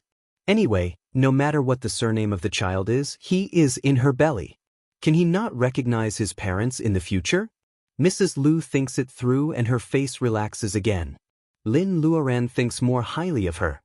Thinking that Baojia is in a coma, the Lu couple must be filial to Baojia. It is not bad that Commander Qin can have spiritual sustenance after he retires. Lin Luoran thinks for a while and writes a prescription to regulate the body. Medicine and medicine are never separated. Lin Luoran has been making elixirs for a long time and she knows the properties of medicine. She doesn't make this prescription randomly. Your wife is an old woman. It is better to regulate her body. Take this prescription. Don't go out to buy medicine. It is best to get the medicine from the Lin family. If anything happens, ask Yuan Yi to come to the capital to see your wife. Lu Sanchun puts the prescription away solemnly. He owes the Qin family and the Lin family too much. He doesn't want to owe them this time. Yuan Yi is Lin Luoran's first apprentice. Lu Sanchun is not an outsider. Of course, he knows. A cultivator is his wife's family doctor. Lu Sanchun really doesn't know how lucky he is. After dinner, Lu Sanchun sends Lin Luoran out. At the quiet entrance of the corridor, Lin Luoran doesn't ignore a trace of struggle on his face. Is she okay? Lin Luoran suddenly realizes that he really hasn't forgotten Baojia. Bao Jia is fine. She is favored by a master. She is meditating in a cave. Lu Sanchun doesn't know that Bao Jia is in a deep sleep. Hearing Lin Luoran's serious words, he feels relieved and he shows some nostalgia. Lin Luoran looks at Lu Sanchun, who should be high-spirited but always lacks some spirit. She thinks of the year when Bao Jia was dying in the corridor of the hospital. This honest officer's eyes were red like a beast, and he had the courage to fight with Mrs. Zhou. Lin Luoran suddenly realizes that Lu Sanchun doesn't just like Bao Jia. He clearly loves Bao Jia to the bone. He is such a rigid person. He becomes the nominal relative of the Qin family because he knows that it is impossible for him to be with Bao Jia. So he changes his way to take care of Commander Qin and protect the Qin family's century-old foundation. Loving a person doesn't necessarily mean having her. Lin Luoran has never seen this kind of love. No matter how infatuated Lu Sanchun is, Bao Jia is in a deep sleep and he doesn't know it. He mistakenly thinks that it is the difference between immortals and mortals that makes it impossible for them to be together. However, Commander Qin keeps it from him. He forces Lu Sanchun to marry another woman just so that he doesn't want to waste Lu Sanchun's short lifespan of decades. They are all good people who think about others. If Bao Jia is awake now, it may be possible for her to be with Lu Sanchun. Anyway, Bao Jia is not destined to be with Lin Luoran. Although she is grateful for Lu Sanchun's infatuation, thinking of Mrs. Lu, who is pregnant at an advanced age, Lin Luoran still warns Lu Sanchun. Lu Sanchun is silent. Since I have married her, I will be a good husband and father. Bao Jia is my sister from now on. He says so resolutely that Lin Luoran doesn't mention another topic. She is not so cruel that she can't let Lu Sanchun leave a corner in his heart for Bao Jia, who he has lost forever. Since Lu Sanchun said so, he will definitely be good to Mrs. Lu. She believes that this young colonel will be a good soldier, a good husband and a good father. As for the deep love planted in them in their childhood, it is worth a lifetime of remembrance. After returning from the capital to our city, Lin Luoran has a lot of things to do before her closed-door training. She first contacts her parents. They are now skiing in Northern Europe. Lin Luoran asks them to have a good time and they don't have to come back. Lin Luoran also teaches Zheng Tian the spells of swordsmanship. Lin Luoran is thinking about finding a good weapon for her second apprentice. Zheng Tian is not talented in spells of the 5 elements, but he can learn spells of swordsmanship. Before the closed-door training, Lin Luoran takes a trip to Myanmar with her 2 apprentices. When the raw material merchants at the border of Myanmar see this team of 1 woman and 2 men, they close their doors and refuse to do business with them. Lin Luoran stops. Grandmaster, why do we need so much jade? Lin Luoran is doing the hard work of converting Reiki. She says grumpily, of course for you to cultivate. When I come out of closed-door training, you 2 haven't advanced yet. You will suffer. Yuan Yi doesn't care. Zheng Tian wipes the cold sweat on the back of his neck. Grandmaster's words are definitely meant for him. Lin's pharmaceutical factory is thriving. Zheng Tian is ready to do something big while Lin Luoran is in closed-door training. Lin Luoran sees through Zheng Tian's mind and kicks him. Zheng Tian screams exaggeratedly, but Lin Luoran smiles. Do you think I am kidding? Making money is important, and purifying the water is not a big deal. As long as we make a breakthrough in our personal ability, we will have more time to do what we like. Do you understand? Zheng Tian nods repeatedly. Yuan Yi has always been serious about cultivation. He has no hobbies other than elixirs. However, his personal ability makes it impossible for him to make elixirs. Lin Luoran asks him to pay attention to where there is a stable earth fire in the next 2 years. With the help of the earth fire, maybe he can have a try. Yuan Yi is overjoyed and smiles all day long. He is more easygoing than Zheng Tian, so Lin Luoran gives him the self-made emerald spirit stone and elixirs for cultivation. Zheng Tian is depressed, but Lin Luoran says, "You don't have a storage bag," which makes him speechless. Although she says so, as his master, she will lose face if her apprentice is not well equipped. It seems that these necessities for cultivation must be put on the agenda as soon as possible. Li Shi-er's school is busy and she can't come back in a short time. Lin Luoran gives 2 foundation-laying boluses to Yuan Yi, which can be regarded as creating an opportunity for her apprentice. As a master, Lin Luoran is always worried about her apprentice's marriage. Unexpectedly, one day Yuan Yi and Li Shi-er really become a couple.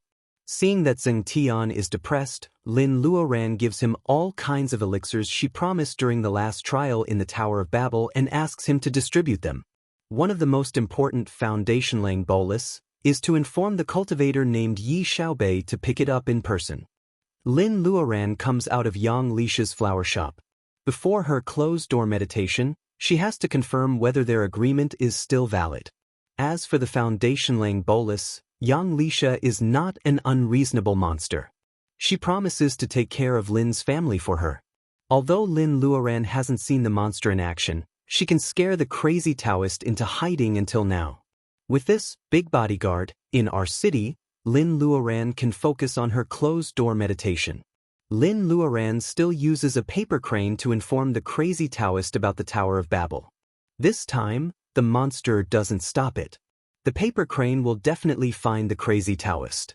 When you come out of closed-door meditation and give me the soul wood, I will tell you the location of Penglai. Yang Lisha murmurs.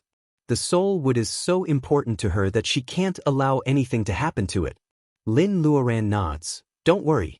Your precious acacia tree can hold on for a few more years. Yang Lisha snorts and doesn't say anything. There are customers in the front shop. Yang Lisha goes out to greet them with a smile, leaving a faint smell of medicine. Lin Luoran sniffs. It's the familiar smell again. Well, it seems to be Shisandra.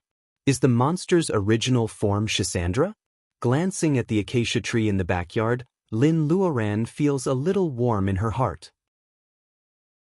She must be a Shisandra that once lived on the acacia tree, right?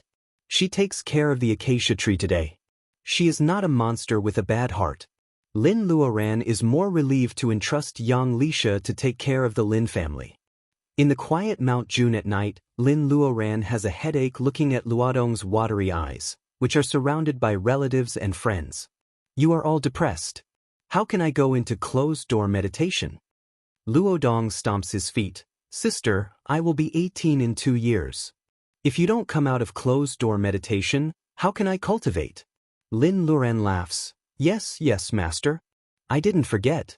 If I am in a critical moment of closed-door meditation, my father will teach you the mnemonic formula. Okay? Luodong doesn't say anything. Lin Luoran looks at her brother who is almost taller than her. He must be reluctant to leave her, but he is too embarrassed to make such an excuse. How can she be willing to leave her relatives and friends? When she met Luodong, he was such a small child. Now he is a freshman in high school. Lin Luoran looks around and tells Yuan Yi and Zheng Tian to support the family. She also encourages Huang Weijian and comforts Goldie, who is also reluctant to leave. She whispers in its ear, "You should also work hard to help me protect my family. And don't forget to visit Weifang often." She wants to see when the playful little fox is willing to go home. If there is something you can't solve, come to me here. Lin Luoran points to Lu Yiwell. Everyone nods. Lin Luoran has made all the arrangements. She takes out the stamp and disappears on the spot. When she reappears, she is already in the magnificent Dragon Palace. Yes, this is the place she chose for closed-door meditation. Chapter 319. Lin Luoran is now the manager of the Dragon Palace.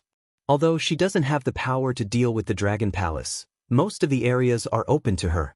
Eli and Li Anping's ashes are buried in a hill in the Qingqing mountain range by Lin Luoran.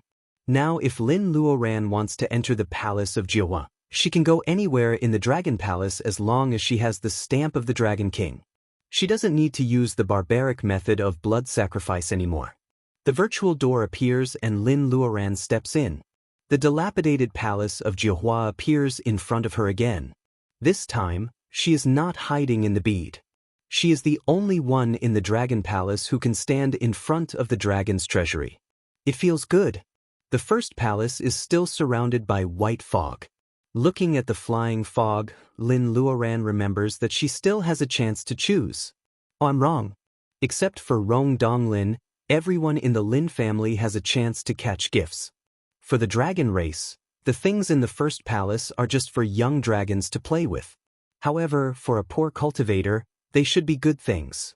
Lin Luoran thinks of the scene when Xen Yuanping and others caught gifts in the bead. She calms down and stands in the center of the palace unhurriedly. She can't let the first palace know what she is thinking. Otherwise, she will miss the treasures. Lin Luoran's mind gradually becomes clear. She slowly calms down in the first palace. Those treasures shrouded in white mist were like naughty children. They flew past her from time to time, then slammed on the brakes and quickly slipped away.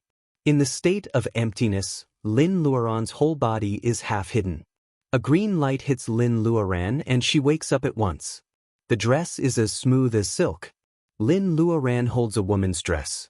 She is a little surprised. Is this her lucky chance? Why can't it be something useful? Things in the Dragon Palace can't be judged by common sense. Lin Luoran thinks for a while and puts on this dress. Pink is too coquettish for girls like Li Shu. Lin Luoran really doesn't like it. Well, there is also a hairband of the same color. Lin Luoran picks up the hairband reluctantly. A stream of information suddenly rushes into her brain from her palm, which startles Lin Luoran.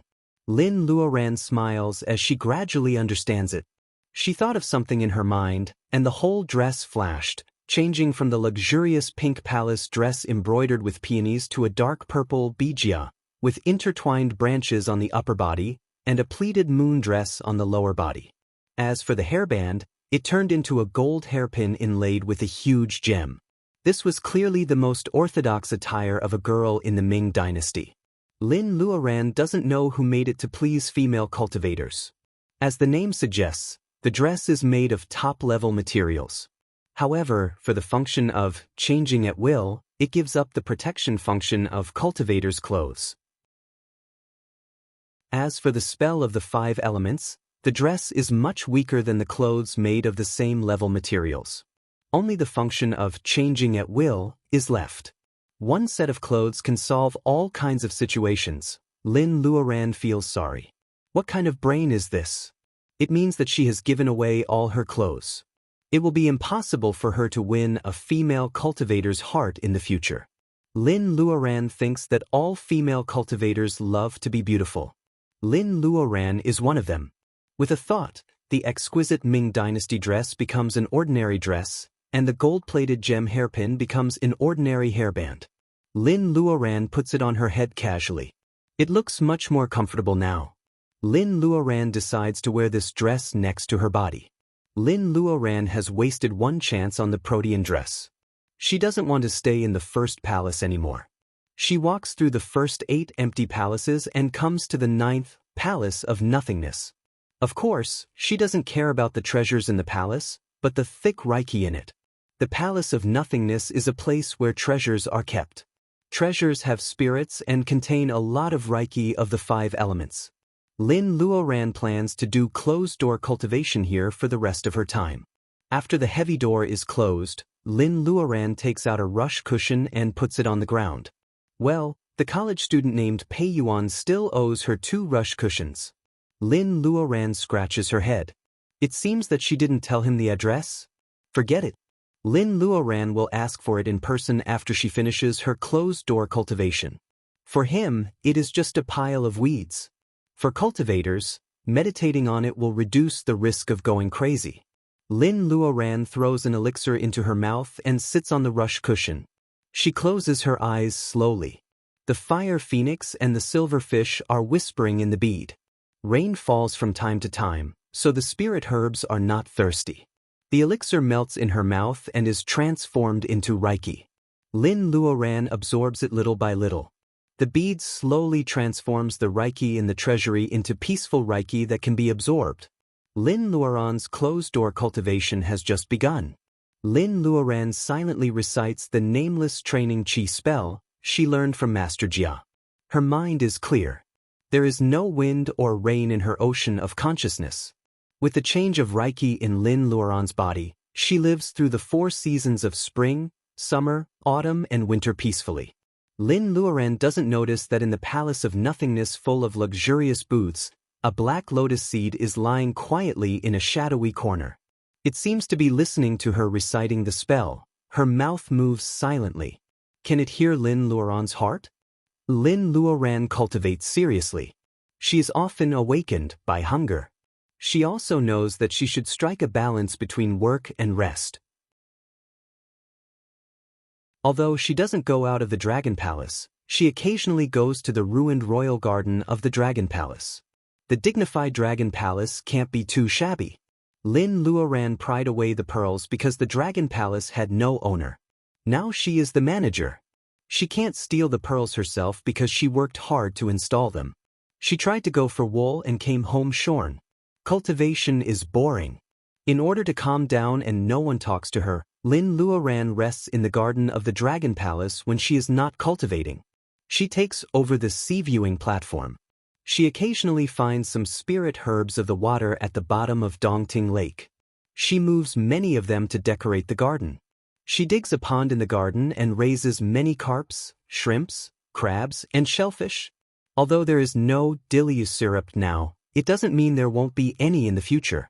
Lin Luoran picks out these seemingly old fish and shrimps from the waters of Dongting Lake not to satisfy her appetite, but to hope that some of them may really have hidden ancient bloodline. If they don't rely on the dilly syrup one day, they may become intelligent one day. Well, although this is an extravagant hope, the Dragon Palace gathers water reiki. If this method doesn't work, Lin Luoran doesn't know how to solve the big task of infecting the aquatic race. Lin Luoran takes a look at the 1-meter-long carp with golden scales. She has high hopes for it. You little things, you have to work hard.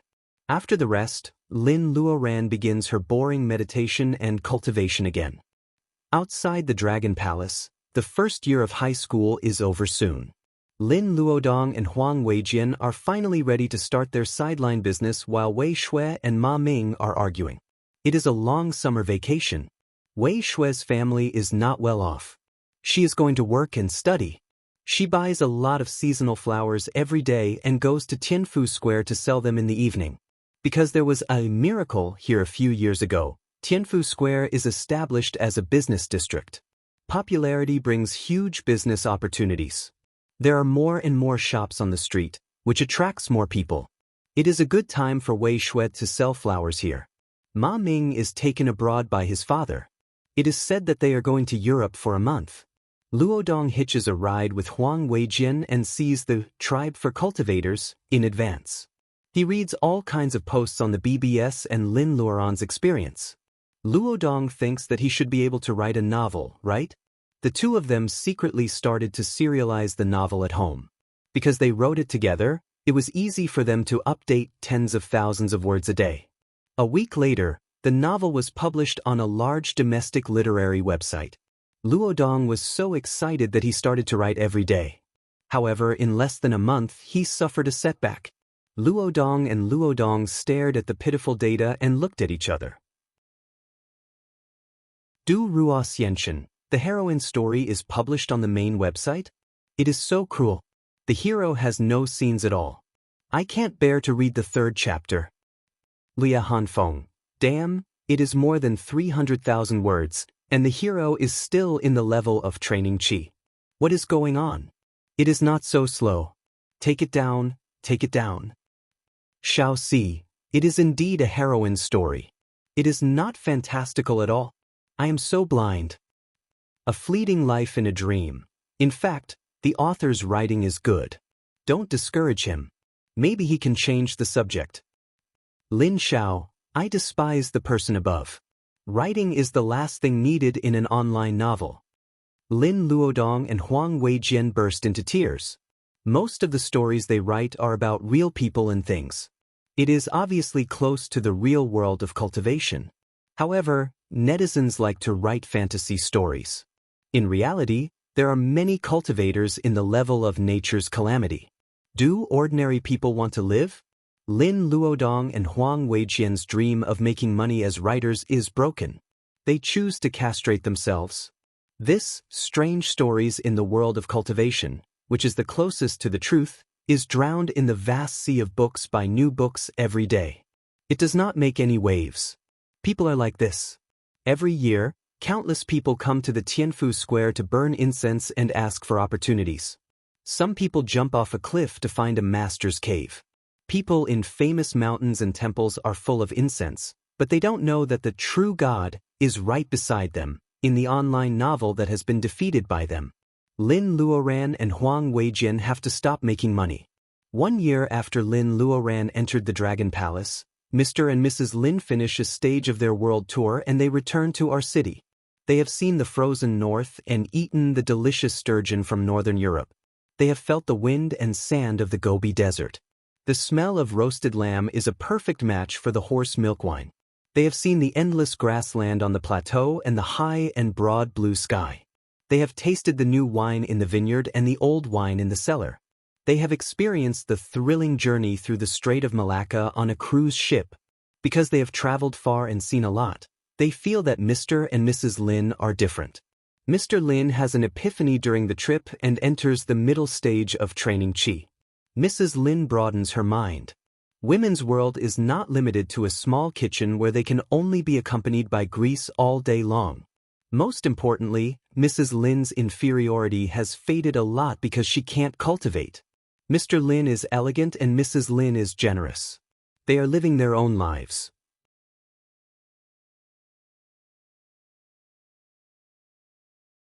Chapter 320.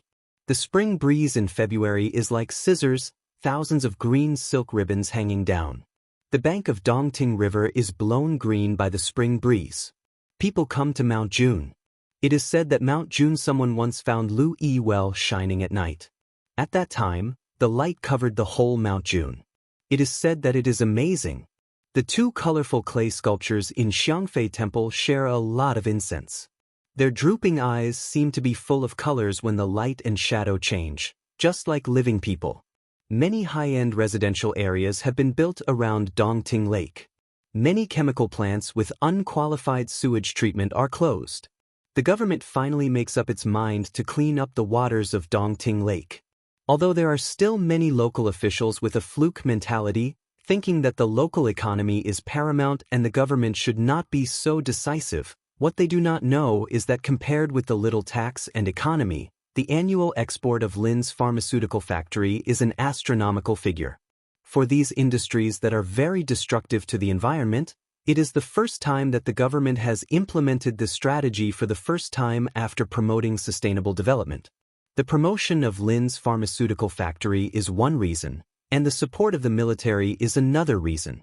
More importantly, the helmsman of the Lin's family has made outstanding contributions to aerospace technology. This is not a child's play to carry people to the moon. Spacecraft, even if it is only in the research stage, has produced various high-tech accessories, which is enough for Huaxia to vent its anger on the international stage. What? You want to buy a technology of oil refining? You want to know an important rare element in coal? You want to participate in the periphery of the spacecraft program being developed by Huaxia? Come, sign this first. 5 notices on Huaxia's formal stationing of troops in Nansha Islands. The ambassadors of the major powers are unwilling and write the consent letter. As for Vietnam, the Philippines, and Malaysia who originally occupied the Nansha Islands, you don't agree? Oh, then go to Huaxia yourself. The US says it is deaf and dumb. The UK says it is busy. Russia says it doesn't know anything. It doesn't matter if you don't show your attitude. I didn't intend to let you participate. These are all cultivation, changing the general appearance of the world. Lin's family is doing this. Many chemical plants near Dongting Lake are closed. Zheng Tian lets Lin's pharmaceutical factory and Zheng's real estate factory jointly establish a subsidiary under the name of Lin's company. They buy some of the best sites near Dongting Lake.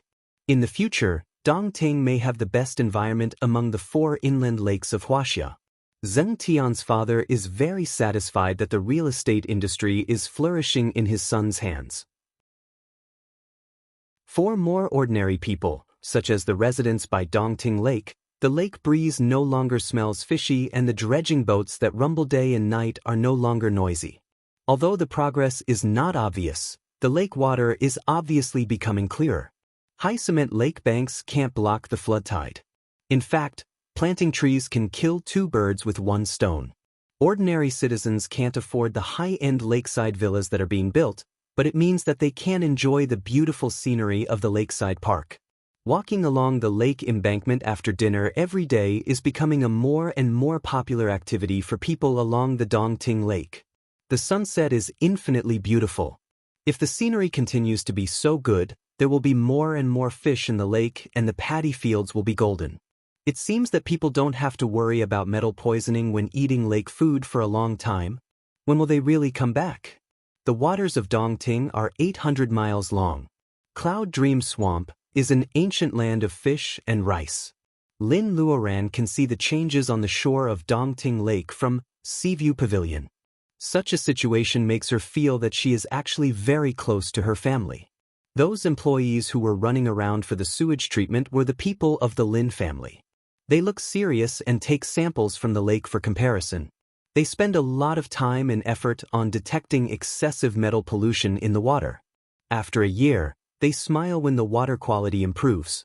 They are Lin's people. The crowd of people who buy fish fry and come to Dongting to release them. Isn't that Luodong whose face is gradually becoming more and more clear and childish? Lin Luoran also finds Mr. Lin, Mrs. Lin, Yuan Yi, Zheng Tian, and Goldie hovering in the clouds in the crowd. They all just look at the direction of Mount June. They said that they could come to visit her, but they still don't want to disturb her? Lin Luoran doesn't cultivate this day. She has been watching the actions of her relatives. When the crowd disperses, she is in a daze for a long time in the Seaview Pavilion. A short separation is for a longer reunion. Before entering Panglai, she must have the strength of the bearing essence period. Lin Luoran clenches her fists tightly. She cultivates more diligently in the following days. Time flies. As the summer vacation of the second year of high school comes again, the second year is coming to an end. Lin Luodong looks at the balance on the card and wants to cry. He and Huang Weijin have to restart their aborted plan to make money. The two of them have suffered a Waterloo, so they have to put aside their short-sightedness.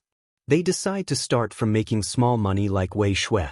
The competitiveness of selling flowers is getting stronger and stronger. Wei Shui has to set her goal of working and studying elsewhere. What can she do in just 2 months? Ma Ming doesn't travel this summer. He is about to be an adult. His father, a nouveau riche, is far-sighted for once. In order to prevent Ma Ming from becoming a playboy who doesn't know the immensity of heaven and earth, he kicks him out of the house, to work and study. Popularity brings business opportunities. The four of them hang around Tianfu Square for a few days. Since the market of selling flowers has been occupied, they can still sell snacks. Natural ice powder poured with boiled brown sugar and some ice cubes. A full cup only costs 3 yuan. Compared with the juice in the cold drink shop, it is very cheap, isn't it? After a cup of ice powder, they feel relaxed. It doesn't hurt their stomach like eating ice cream. It is a traditional snack of the state of Huaxia. How can it be worse than those cold drinks with freshly squeezed juice but actually concentrated juice? Don't bite off more than you can chew. They add a tofu pudding. No matter sweet or spicy, the tofu pudding is authentic and the seasoning is not fake. The spicy taste makes people sweat on a hot day. It is just the right time to buy a cup of ice powder to drive sales. Lin Luodong provides the materials. Huang Weijian is responsible for the transportation, Ma Ming is responsible for the initial investment, and Wei Shui is in charge of the sales. In the beginning, they need to hide from the urban management in the square to sell snacks. At the end of the first month, a small shop next to the square is sublet. The rent is too expensive and no one is interested. Fatty Ma Ming pesters the owner for a long time and finally agrees to rent the shop to them for a short time. If someone else comes to rent the shop, they can move out immediately. They move the snacks into the shop. The price is increased by 1 yuan for each kind, but it is cleaner and more hygienic. However, it can't stop customers from buying. When the summer vacation is over, the 4 small bosses close the shop at night to calculate the accounts. Looking at the total account, they are reluctant to close the shop. On average, they sell 500 or 600 cups a day. The price of a cup increases from 3 yuan at the beginning to 4 yuan at the end. Even in the last month, the small shop is a little more expensive. They charge them 15,000 yuan for the short rent. But the raw materials are actually very cheap. A caddy of soybeans can make a lot of tofu pudding. The same is true for ice powder, which is mixed with water. A bag of ice powder can make a large bucket. The so-called initial investment is paper cups, straws, trolleys, and so on. In the beginning, they don't have a shop. Every pot of tofu pudding and ice powder is delivered by Huang Weijin. Huang's Confucianism is used in transportation. The use of these 2 months is more than all the previous ones combined. After deducting the cost, each of them gets more than 10,000 yuan. Wei Shui says it is a huge profit. Luo Dong feels that he can finally relax this semester. Even Ma Ming is praised by his father. All 4 of them get something and everyone is happy. Hey, shall we continue next summer vacation? On the first day of school, Wei Shui is still reluctant to leave. Ma Ming murmurs, believe it or not, these 2 kinds of snacks will be everywhere in Tianfu Square next year. In September, Li Shi-er and Wen Guanjing come to Lin's house together as if they have an appointment. Lin Luoran hasn't come back yet. Li Shi-er stomps her feet and goes back to her school. She is going to lay foundation. She feels guilty and comes here to find comfort. Of course, there is no comfort. Yuan Yi secretly hands her 2 foundation-laying boluses. Li Shi-er wants to say that she has one, but she takes it when she thinks of her master who has been working hard recently. Wen Guanjing is also going to lay foundation. He has a feeling that he will break through at any time, so he comes back from South Africa. Wen Guanjing doesn't feel as secure as he does in the land of Huaxia. He also needs the protection of his family. Li Shi-er took 3 foundation-laying boluses out of the secret land, but one of them is taken by Chen Yun. Wen Guanjing is about to lay foundation. The master of the Wen family is so anxious that he wants to buy the foundation-laying bolus from Yi Xiaobei. When Guanjing comes here to ask Lin Luoran about the things to pay attention to when laying foundation, he doesn't expect to get a foundation-laying bolus. The master of the Wen family smiles like an old chrysanthemum. When Guanjing realizes that he has been tricked by the master, no wonder the master reminds him to come to Lin's house as soon as he comes back. The master knows that Lin Luoran will help him because of his friendship with Lin Luoran.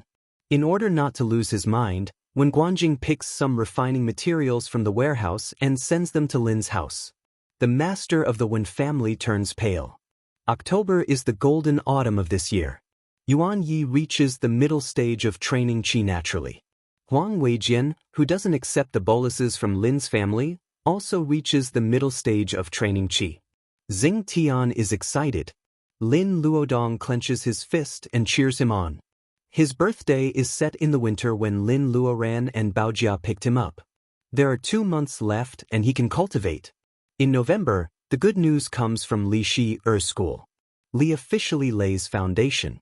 Seeing that senior sister Li had really become Martial Uncle Li, the pinned posts in the cultivators' horde broke the glass hearts of many cultivation otakus.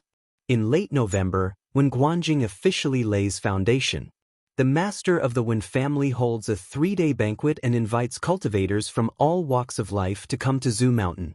Even Buddhist cultivators come to join in the fun. Only 2 or 3 days later, Mount June.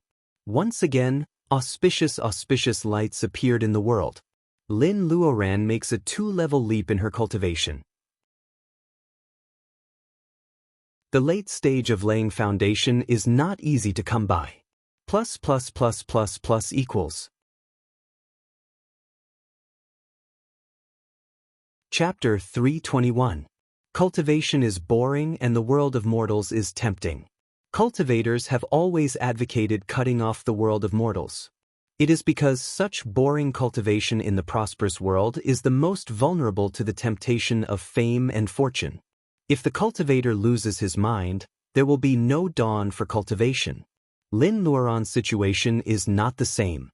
She didn't enter the path of cultivation until she was 27 years old. Before that, she earned tuition fees with her hands and squeezed out her youth to support her unfaithful boyfriend. Because of her lack of education, she couldn't get a decent job. Because she didn't want to accept the unspoken rules of her boss or boss, her hard work for a long time turned into nothing. She was ridiculed and stepped on. For a little salary, she endured all kinds of difficulties because she didn't want to abandon her self-esteem. If she were to continue on this path, she would only continue to find a balance between reality and self-esteem. She would work hard to earn money and find a partner who was in a similar situation. The two of them would work hard in the city for the rest of their lives. Perhaps they would be able to buy a house and earn a slightly more respectable life for her son or daughter. The small space in the family heirloom and the medicine field have changed her life since then. She can turn stone into jade and cut jade worth more than 10 million yuan with a wave of her hand. After cultivation, she is like Fan Jin, who suddenly passed the imperial examination. Someone sent her a villa with a market price of hundreds of millions yuan. With the improvement of personal ability, money in the secular world has become easy to get. Many people have racked their brains just to have a little relationship with the Lin family. She finally becomes a force that can influence the world of cultivation in Huaxia by stomping her feet. The past and the past are two extremes. Many people will feel uncomfortable when they suddenly reach the sky, but Lin Luoran doesn't. She doesn't need to cultivate so hard. With the money of the Lin family and her status in the world of cultivation in Huaxia, Lin Luoran can eat the best food in the world, drive the best car, live in the best house, and be the king of the mountain. Then why does she have to cultivate in isolation and even have to say goodbye to her most important relatives and friends for a short time? Lin Luoran, who used to be poor and very rich, always knows what she wants. Cultivation is to see the vast world and have the real strength to travel the world. She can't live up to the fact that she has come to this world. She wants to see the wider sea instead of guarding the waters of Dongting and dreaming of being a king in the gorgeous dragon palace. He climbed higher mountains, not the low Qingqing mountain range in the middle of Sichuan. He occupied the mountain as the king and drew the land as his prison. If he could, he would go and look at the starry sky. Lin Luoran suddenly opens her eyes in the hall of nothingness. This was the third year. The spiritual power inside her body had already accumulated to a peak, but she was still unable to form her gold core. Recalling the past today, Lin Luoran finds that apart from the Taoist root of Mrs. Lin, there is also a great wish she made when she was a cultivator. Her bearing essence may still be fulfilled in the mountains and rivers.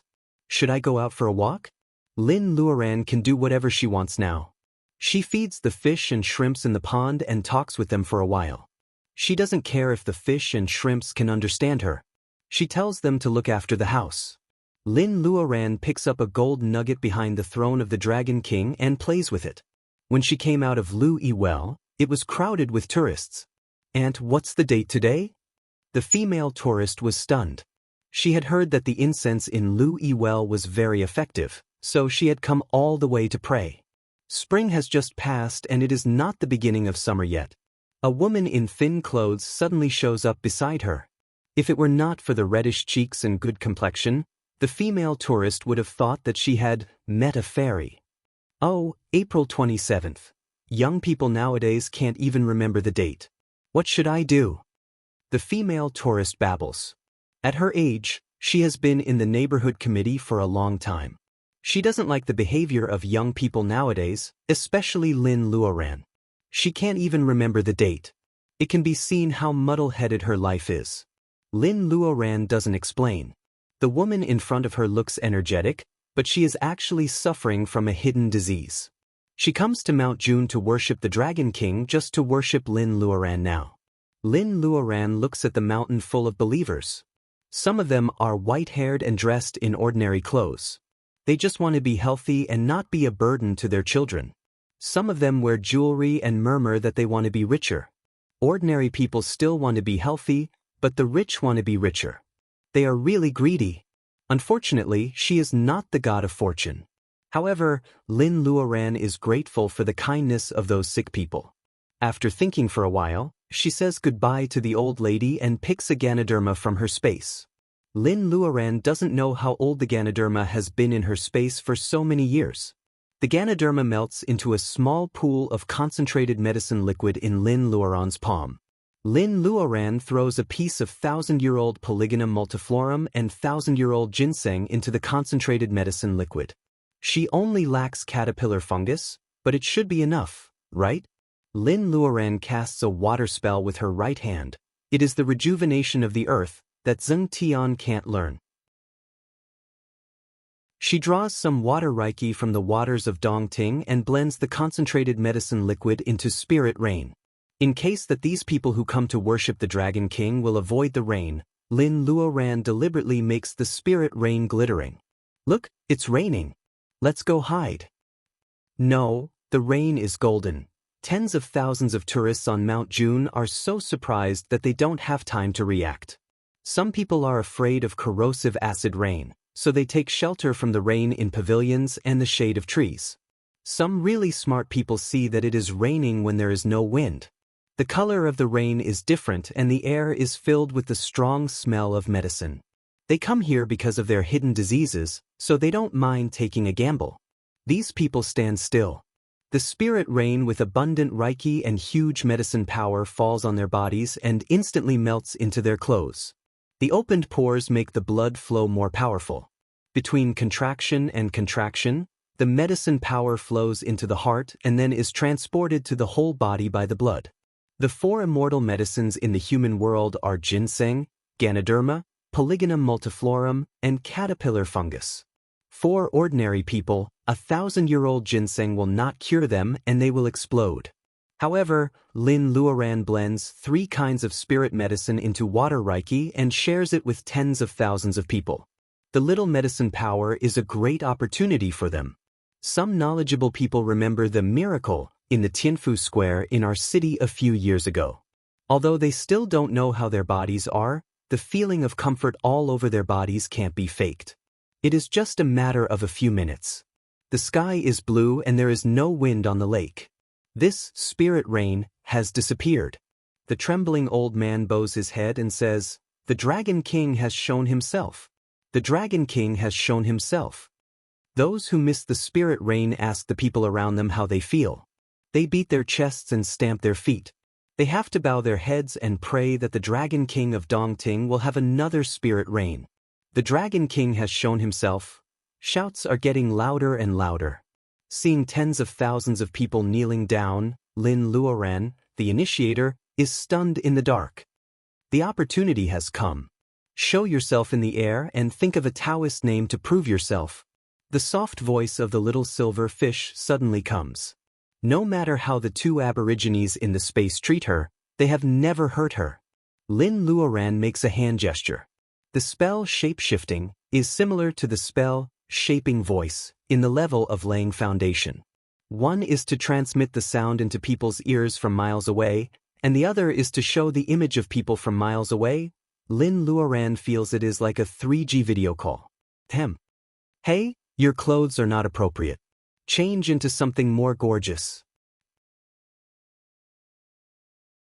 The little silver fish is very talkative today. Lin Luoran is wearing the protean dress. It is so easy for her to change clothes. The most gorgeous clothes she has ever seen are probably like the flying apsaras painting in Dunhuang. The goddess with drooping eyebrows and merciful eyes are like those in the painting. With a single thought, she was already wearing a colorful dress with her sleeves fluttering in the wind. Her hairband transformed into a beaded buyao with a phoenix head, and her black hair was coiled into a cloud. A water mirror suddenly appears in the sky above Mount June. A shadow with a fluttering dress appears in the sky. The face is a little fuzzy, but the outline is clearly visible. In appreciation of your sincerity, the spirit rain falls to wash the dust. It is a clear and simple female voice. Mount June is not small, but everyone can hear it clearly. Not to mention how surprised the believers are looking up at the sky, Lin Luoran also doesn't understand the reason why the little silver fish tells her to pretend to be a ghost. Is she a fairy from heaven? People kneeling on the ground feel like they are in a dream. Someone pinches himself secretly. He can clearly feel the pain. It is not a dream. What his eyes and ears hear are all real. Are you the fairy from heaven? Finally, the bold young man takes the lead to ask. Lin Luoran smiles. The water ripples and her face becomes more and more blurred. Some people secretly pull the sleeves of the young man. However, a newborn calf is so stubborn. He raises his head and asks again. Lin Luoran follows the instructions of the little silverfish and says, "You can call me Mortal Heart. Now I live in the Dragon Palace in Dongting temporarily. I come to see you because of the incense." Mortal Heart. Lin Luoran doesn't have a master or a sect. Such a Taoist name that should be given by the elders is casually taken by her. She doesn't believe that she can't cultivate her own Tao in the mortal world. She doesn't believe that a soft-hearted person can't achieve Tao. Mortal Heart Fairy? Living in the Dragon Palace? Is she a dragon girl? Are there really immortals in this world? This is the voice of many people. The water mirror is dim and Lin Luoran's figure has disappeared. In the late stage of laying foundation, Lin Luoran uses voice passing and shape transforming together. It is not easy for her to support so many people. Because she introduces herself, the incense that should have been enjoyed by the Dragon King of Dongting who has gone somewhere falls on Mortal Heart. Lin Luoran is Mortal Heart, and Mortal Heart is Lin Luoran. The pious power of vow that enjoys the spirit rain on Mount June turns into the power of faith and rushes into Lin Luoran's ocean of consciousness. After a while, when she opens her eyes again, it is already midnight. Mount June is so quiet that she is alone. Lin Luoran looks strange. Isn't the lucky chance that the little silver fish said too much? At this moment, in her ocean of consciousness, there is a painted sculpture of flying apsaras from Dunhuang. The nose and eyes are exactly the same as Lin Luoran.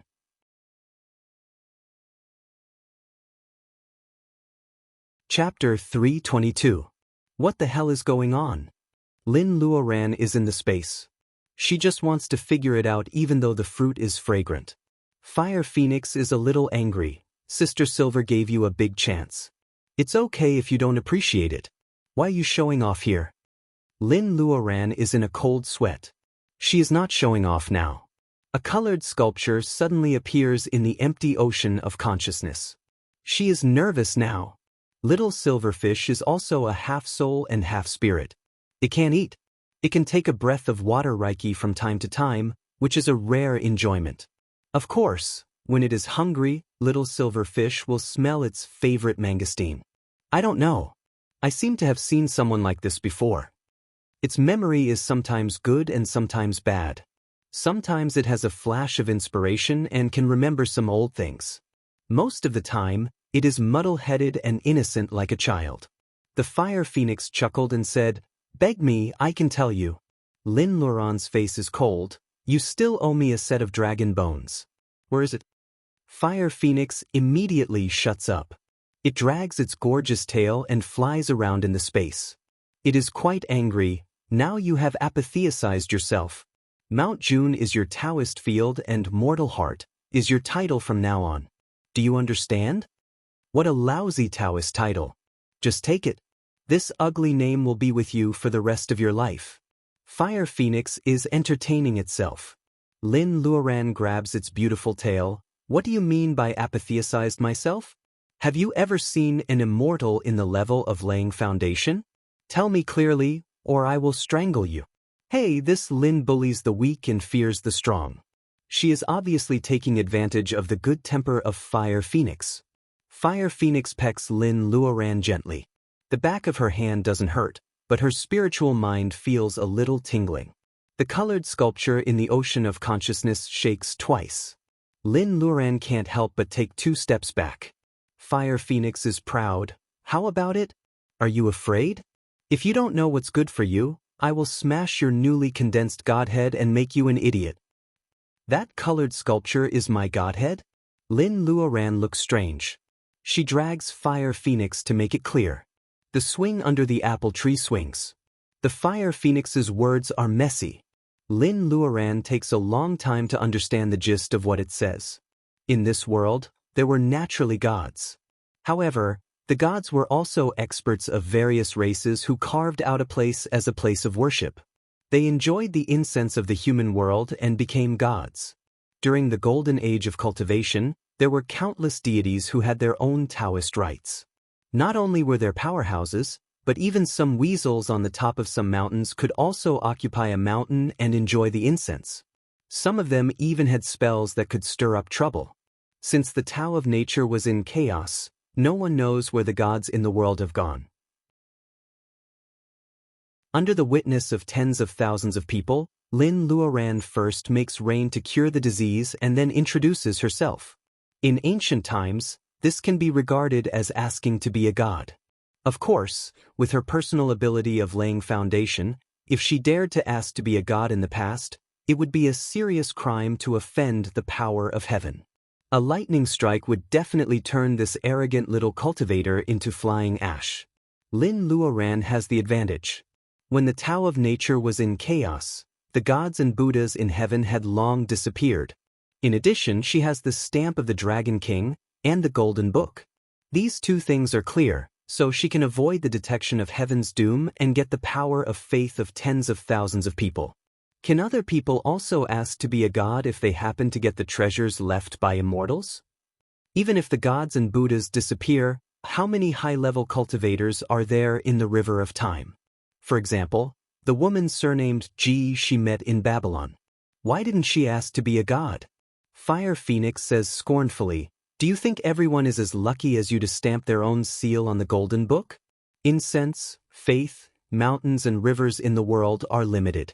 Of course, there are only so many gods. Of course, only when the predecessor dies can there be a successor. You also asked for the title of deification above the Dragon Palace. All these coincidences are hard to replicate even after thousands of years. More importantly, the inheritance has been cut off.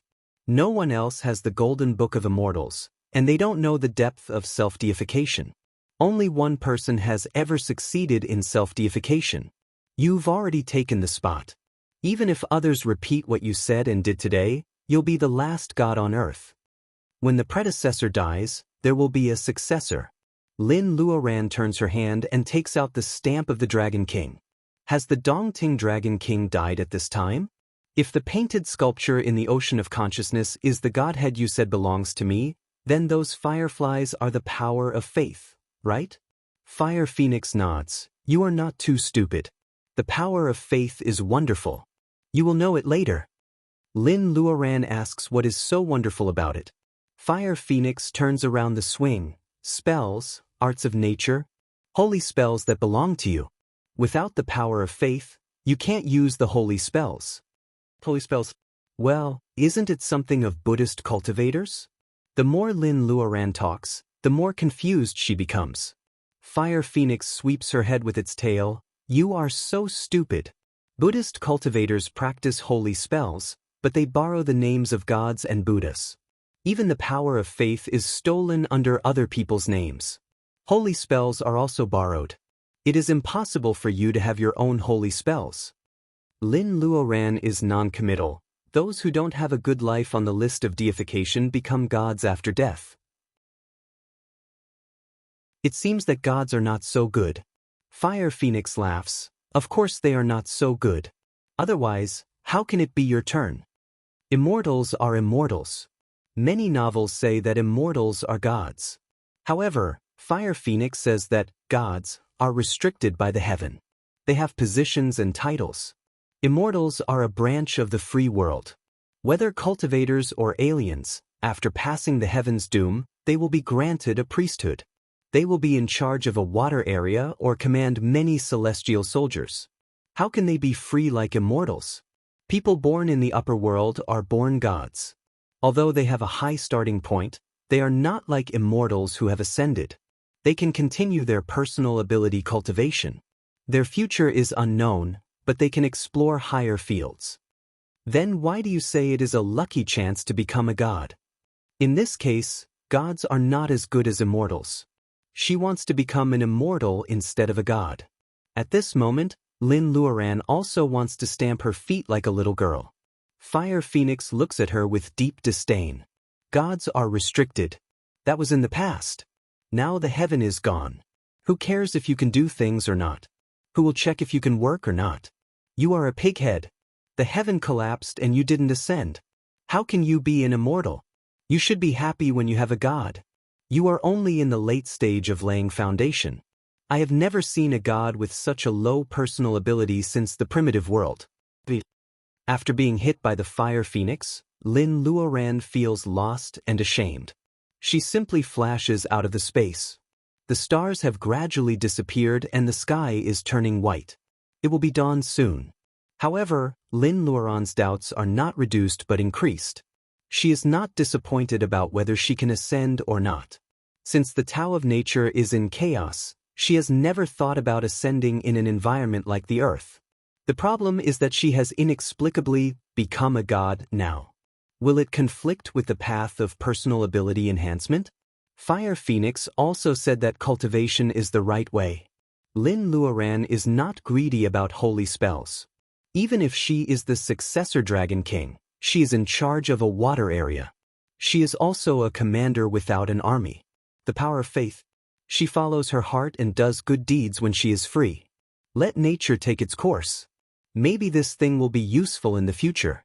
At the very least, the colorful sculpture in her ocean of consciousness has the style of flying apsaras from Dunhuang. Lin Luoran likes it. Looking at the small light group representing the power of faith in her ocean of consciousness, Lin Luoran is generally very dim. It can be seen that these faith only comes because of the spirit rain. It is still very weak. As Fire Phoenix said, it is still far from the point where she can use holy spells. Looking at the water area of Dongting, 800 miles of Dongting is her territory. Mount June is her Taoist field where she enjoys incense. Hey, the water area of Dongting is her task. Now there is a dispensable Taoist field. There is no difference between becoming a god and not becoming a god or not, right? Lin Luoran finally understands the current situation. Become a god is a big cake. She doesn't know how long it will be in the future if she wants to taste its delicious taste. Her main task now was to cultivate and advance to the next level. The new Lin Longjun summons the flying sword and goes to our city.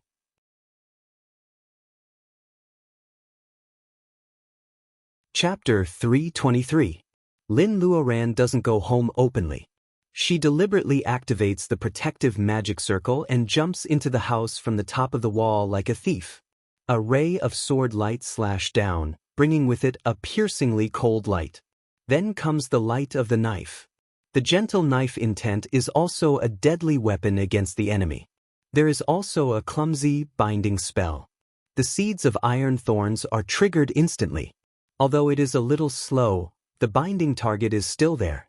Lin Luoran turns around and the vines of iron thorns entangle the pillar next to her. The sword light and the knife intent collide with each other after losing the target. They are evenly matched. Grandmaster Yuan Yi stands with a sword in his hand, looking like a young hero. Grandmaster Zheng Tian is wearing a suit. The way he swings the thorns is a little funny. Mr. Lin laughs. Why are you so naughty? What if you get hurt? Lin Luoran doesn't enter from the front door because she wants to test the defensibility of the house. Although the three of them cooperate very well, Lin Luoran still sighs. Why are you still going forward? What level of personal ability does it have to be to break into the magic circle? In the future, when we encounter this kind of situation, we should run for our lives separately. Mr. Lin laughs. Yuan Yi and Zheng Tian, who are young and vigorous, secretly disagree. They are the disciples of Lin's school and shoulder the responsibility of guarding the Lin family. How can they easily abandon the school when they encounter an enemy? No wonder even we know that someone broke in, but Goldie still didn't respond. It must know that it is you who came back. Mr. Lin puts the knife into the storage belt and laughs. Yuan Yi and Zheng Tian both greet Lin Luoran politely. Zheng Tian smiles mischievously. Grandmaster, you came back suddenly. Did you make a breakthrough in the closed-door training? Lin Luoran nods. There is no need to hide it from her disciples. Besides, the higher her personal ability is, the more confident they will be, which is also good for their cultivation. After 3 years of closed-door training, I have already reached the late stage of laying foundation. It is difficult for me to make any progress even if I stay in the Dragon Palace. Therefore, I want to come out and learn more to prepare for bearing essence. Yuan Yi takes a deep breath. His young grandmaster, who has only cultivated for 10 years, is already preparing for bearing essence? Looking at the simple-minded Zheng Tian, Yuan Yi considers whether he should change to the breathing method taught by his grandmaster. The method is not famous, and he doesn't want to abandon the inheritance of his former master. Even the grandmaster, who is also not outstanding, also catches up and enters the middle stage of training qi earlier than him. Leaving Yuan Ye's thoughts aside, Lin Luoran goes to the dining room with the others. The kitchen is cold. Mr. Lin, and Mrs. Lin are all happy to see Lin Luoran. It turns out that Mrs. Lin has been brainwashed by Wang Miao's feminism, saying that a woman must have her own independent space and her husband will love her more only if she has a wonderful life. Mrs. Lin often goes shopping with Wang Miao. 2 days ago, they went to a hot spring and haven't come back yet. Lin often goes shopping with Wang Miao 2 days ago and they haven't come back yet.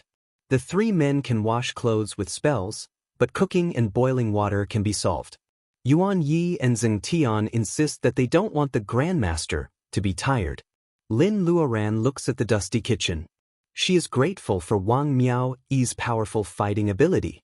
Even the stubborn Mrs. Lin can be quickly corrupted. Lin Luoran can only cook by herself. Of course, she is also the grandmaster. Yuan Yi and Zheng Tian are trembling. They don't know anything, but they still have to help in the kitchen. It's not easy to have a hot breakfast.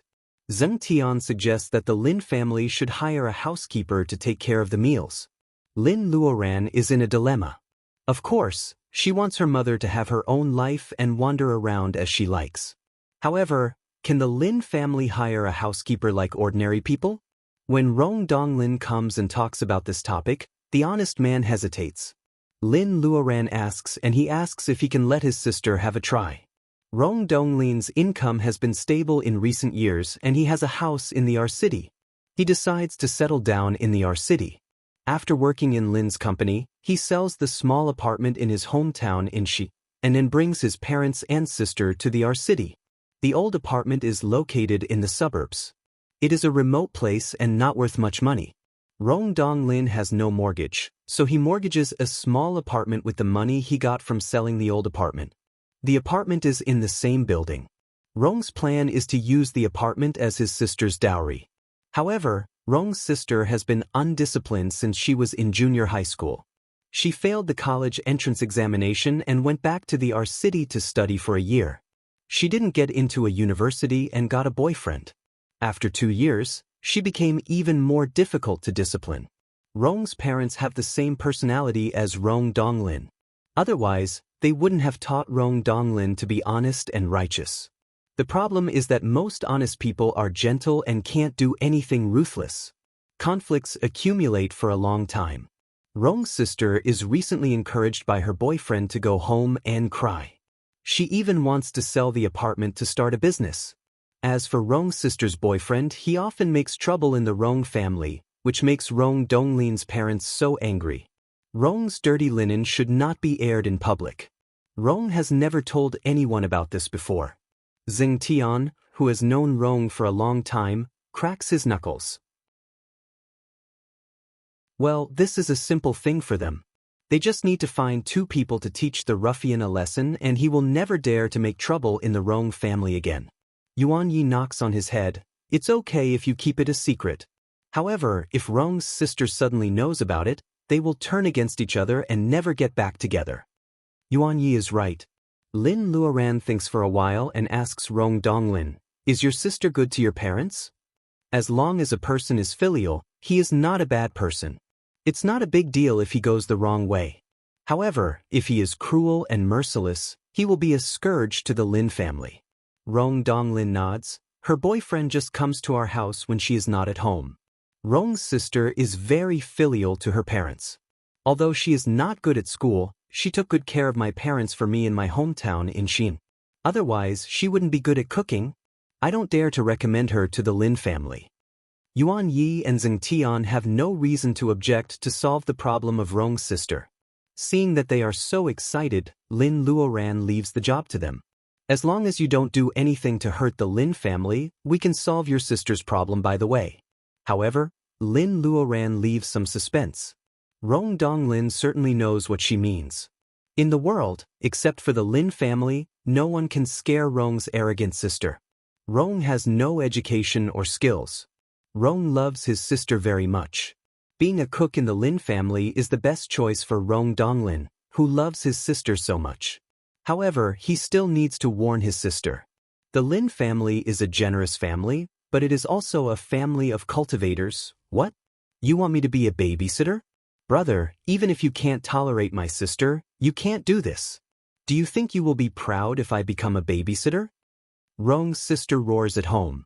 Rong Donglin is so angry that his face turns pale. Rong's parents don't know whether to comfort their son or their daughter.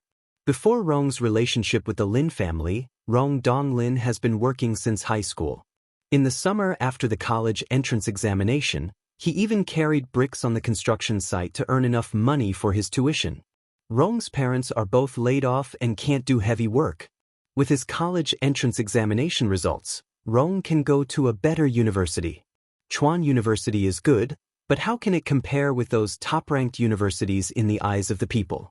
It is because Chuan University can provide scholarships that Rong Donglin takes a step back. He wholeheartedly thinks about Sister Rong. When he was threatened by Chao Liang that year, he was forced to kneel down for the safety of his family. Now Sister Rong's words are stepping on Rong Donglin's heart. He doesn't even want to say anything to defend himself.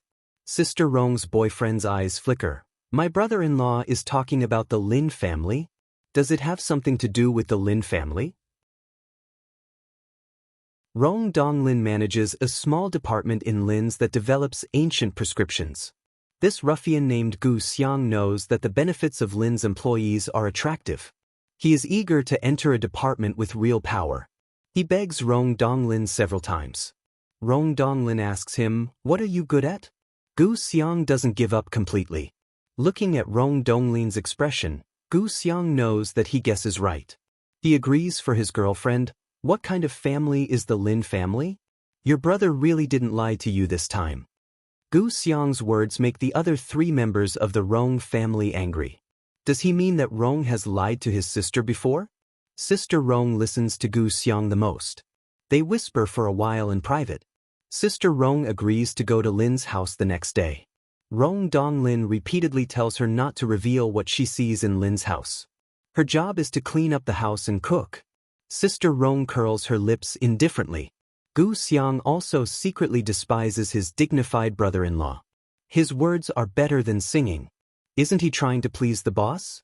Gu Xiang is about to follow them to the Lin family. As soon as he leaves the apartment, a black Audi stops downstairs. It is none other than Chao Liang, who had some old grudges against Rong Donglin. Chao's child is 2 years old now. Of course, he is not as snobbish as before. However, he is told by Zheng Tian. After Rong Donglin and Sister Rong get in the car, he doesn't even look at Gu Xiang, who is licking his face. He slams the door and rushes away. Sister Rong is shocked at first, and then she gets angry. She doesn't like to study, but she is not stupid. Of course, she knows that her boyfriend is despised by the rich man who comes to pick them up. She wants to get out of the car. Chao Liang doesn't care about such a little girl. He says slowly, "Brother Rong, no wonder you were so tough in those days. If I had a sister like you, I would have the same reaction as you." Chao Liang's tone is like a monologue, which attracts Sister Rong's attention at once. She forgets her boyfriend, who has refused to get in the car for a while. Rong Donglin looks strange. He doesn't know why Chao Liang mentions those days. Although they are working for Lin's company now, it is impossible that they don't have a grudge because of the conflict in the Manyao bar. To be honest, Rong still can't figure out why Chao Liang comes to pick them up. "Little girl, you look like you want to know the gossip. Why don't you ask?" Chao Liang rolls down the window and blows a smoke ring. Sister Rong snorts and doesn't answer. Chao Liang slowly tells the whole story of what happened in the bar. He doesn't mind it, and he is even smiling. Chao Liang doesn't know what happened in the bar, but he doesn't care about it. At first, Sister Rong sneers that he is a playboy who only knows how to bully poor students. However, she calms down when she hears that Rong is about to kneel down in the box. Chao Liang puts out the cigarette and adds the finishing touch. I was ignorant and arrogant in the past. Now I envy you for having such a brother. Rong Donglin blushes, but Sister Rong doesn't make noise. She is silent, and the irritation in her eyes melts a lot. There is no word all the way. They pass the folk street unconsciously. Of course, Sister Rong often comes to this area to play. She usually spends a lot of money in the antique restaurants and bars in the folk street. Anyway, it is her brother's money. Sister Rong is generous.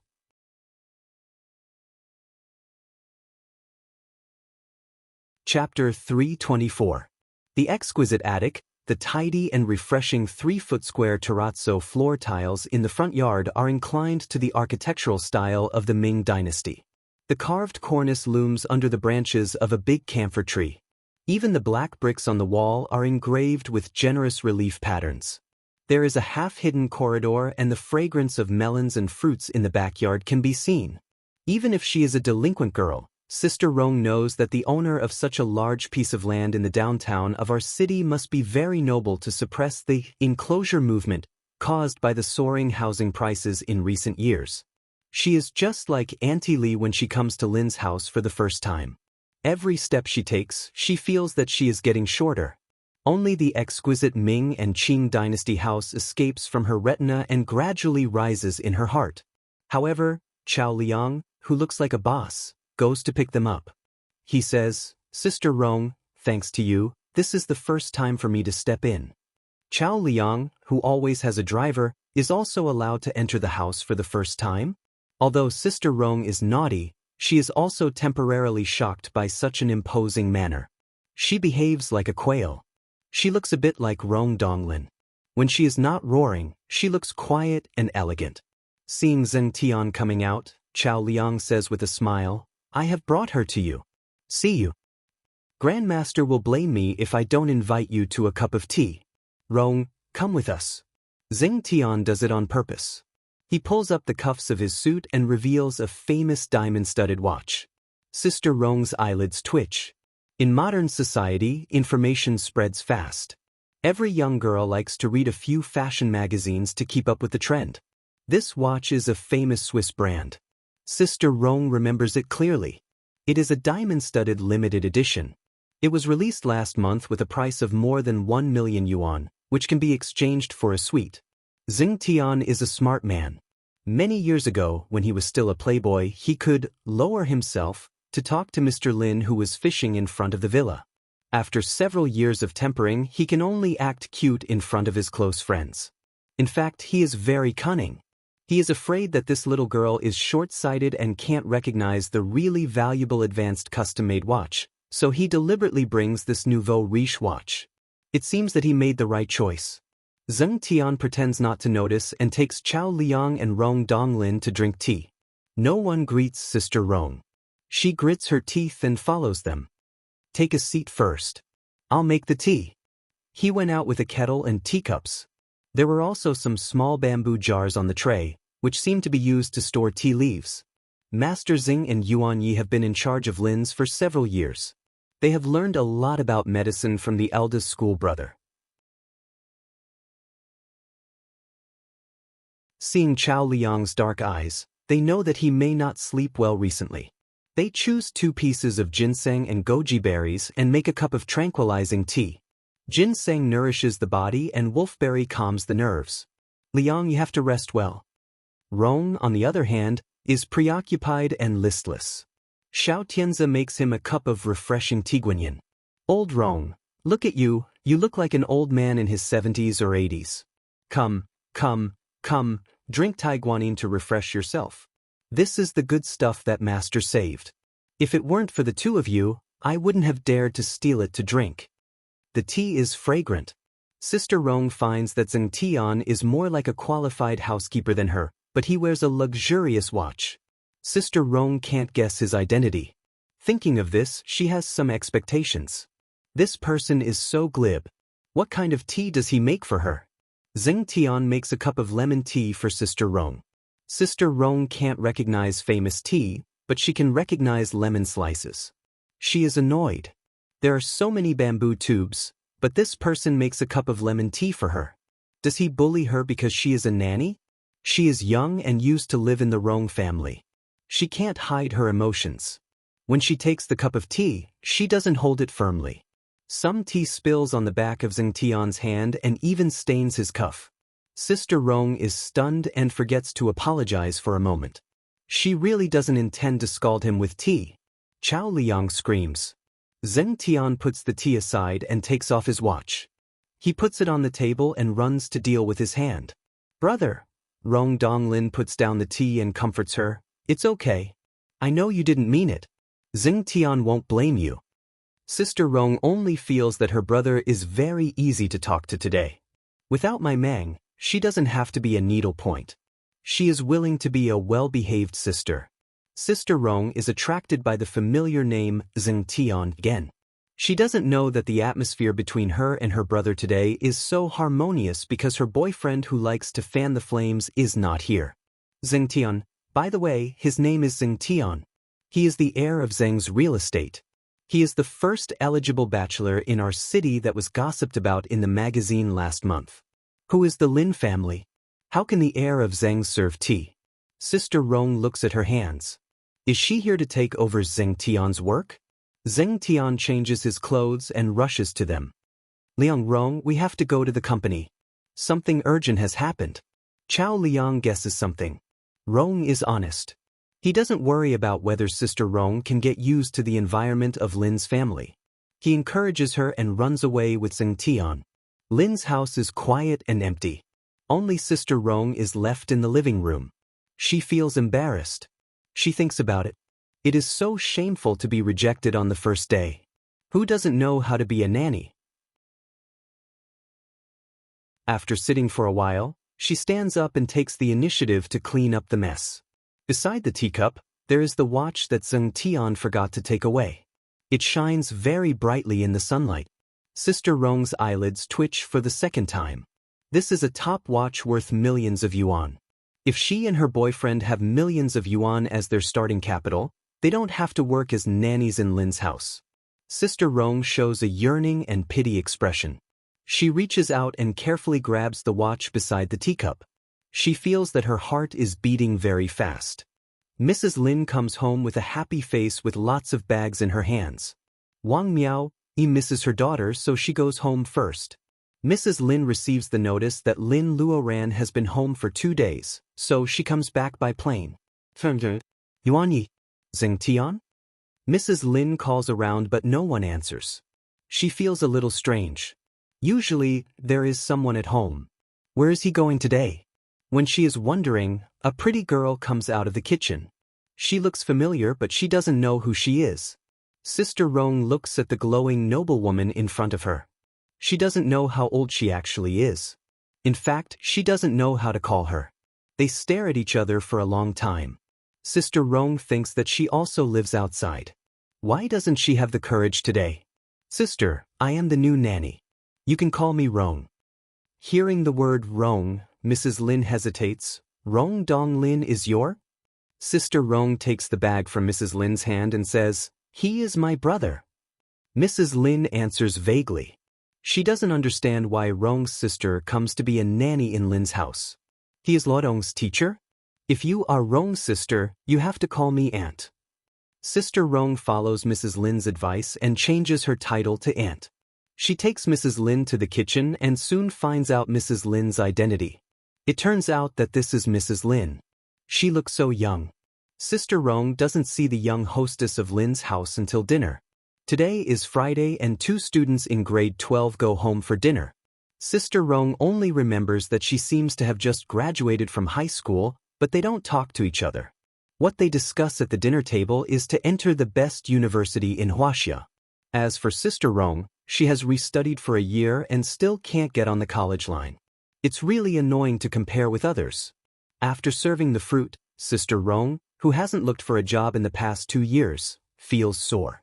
She doesn't know whether Lin's family is satisfied with her or not, and she doesn't think about raising her salary. Besides, where is she going to stay tonight? Should she stay in the beautiful house of Lin's house or go back? Rong Donglin's apartment is not far from here. The straight distance is very close, but the alley is too winding and the streets are crisscrossing. It seems to be a little far. Is it too late to go back now? When Sister Rong is thinking about it, the street light in the front yard of Lin's house is on. A woman in a long skirt and a coat comes in. There is a camellia gem hairpin on her head casually. Her eyes are particularly bright in the night, like the cold moonlight. Behind her are two people. One is Xing Tian, whom Lin Luoran has seen during the day, and the other is also tall and thin, not inferior to Xing Tian. Xiaoran. Mrs. Lin hasn't seen her daughter for 3 years and she doesn't want to let go of her. The coldness in Lin Luoran's eyes melts a little. She takes Mrs. Lin to the room and the mother and daughter have a good talk. Lin Luoran walks past Sister Rong without looking at her from beginning to end.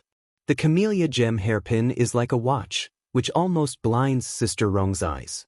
Fortunately, Xing Tian is one step behind and responds to her, "Hey, you are still here. I forgot to tell you that Lin's house doesn't allow outsiders. Come on, let me send you home." Sister Rong is still shocked.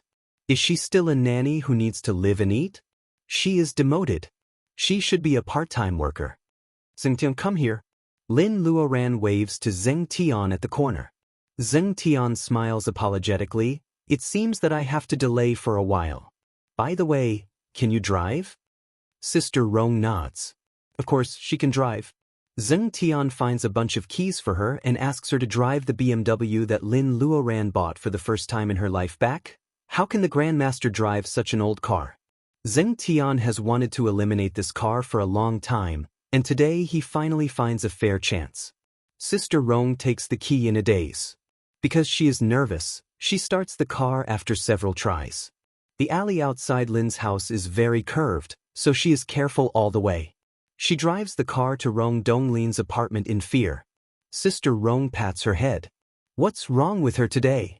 She is not as agile as usual. I am not born to be a nanny. She gets out of the car while cursing. A figure suddenly jumps out of the shadow.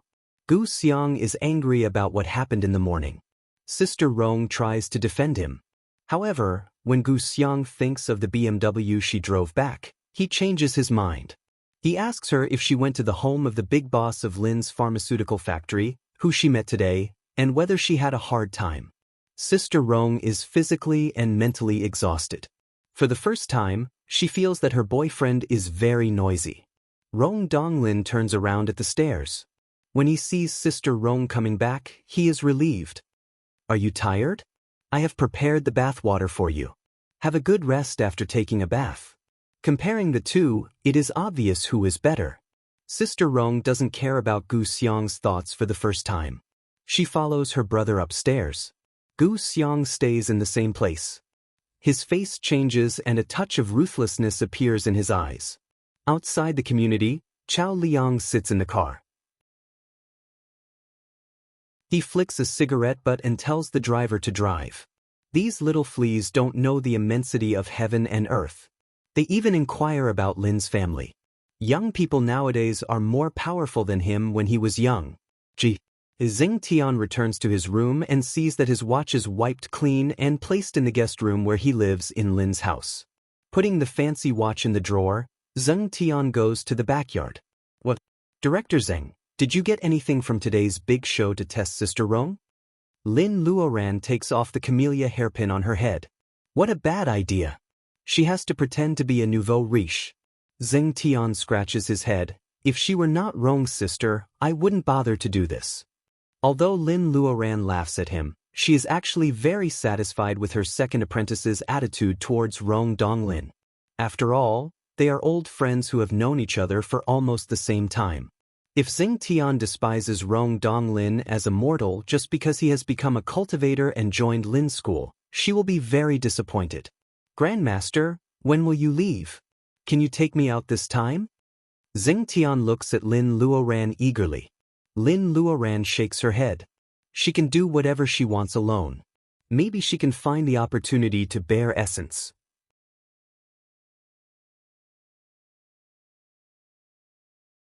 Chapter 325. In May, pedestrians in Jinling have begun to wear short sleeves and long skirts. This year's new summer clothes are on the market. Women in Jinling look more beautiful with fair skin. Most of the girls in Rong City have delicate facial features, while girls in Jinling are tall and fair-skinned. Wearing a pair of sunglasses, Lin Luoran is not as eye-catching as when she walks on the street in Rong City. Lin Luoran is very satisfied with the situation. As soon as she gets off the plane, she takes a taxi to the School of Aeronautics and Astronautics. She still remembers that Pei Yuan, a college student whom she has met twice, is studying in the Jinling School of Aeronautics and Astronautics. The girl named Xia Bingyan whom he likes is also a student of the School of Aeronautics. Is her grandfather the former president of the School of Aeronautics? Lin Luoran decides to start from here.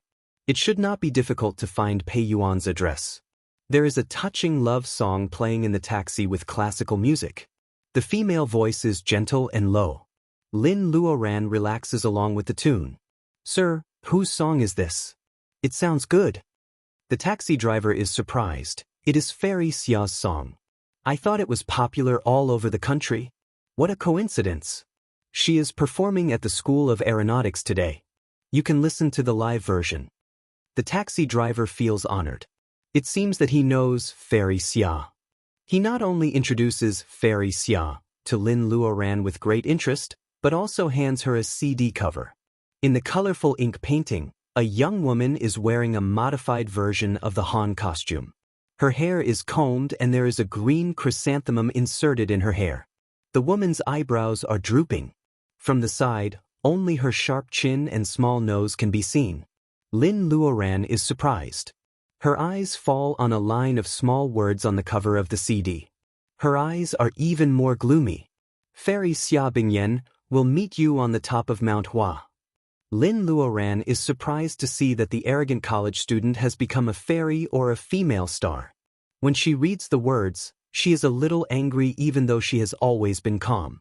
This person wanted to follow the current trend of Chinese people seeking to become immortals and seek the Tao. She didn't have any objections to him using the name of a fairy to mingle in the entertainment circle. However, this is obviously a publicity stunt based on what happened on the top of Mount Hua.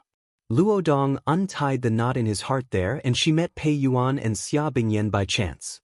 Those are warm memories. However, now they are used as a tool to make money. How can she be happy? It was totally different from the photos published by Pei Yuan on the internet.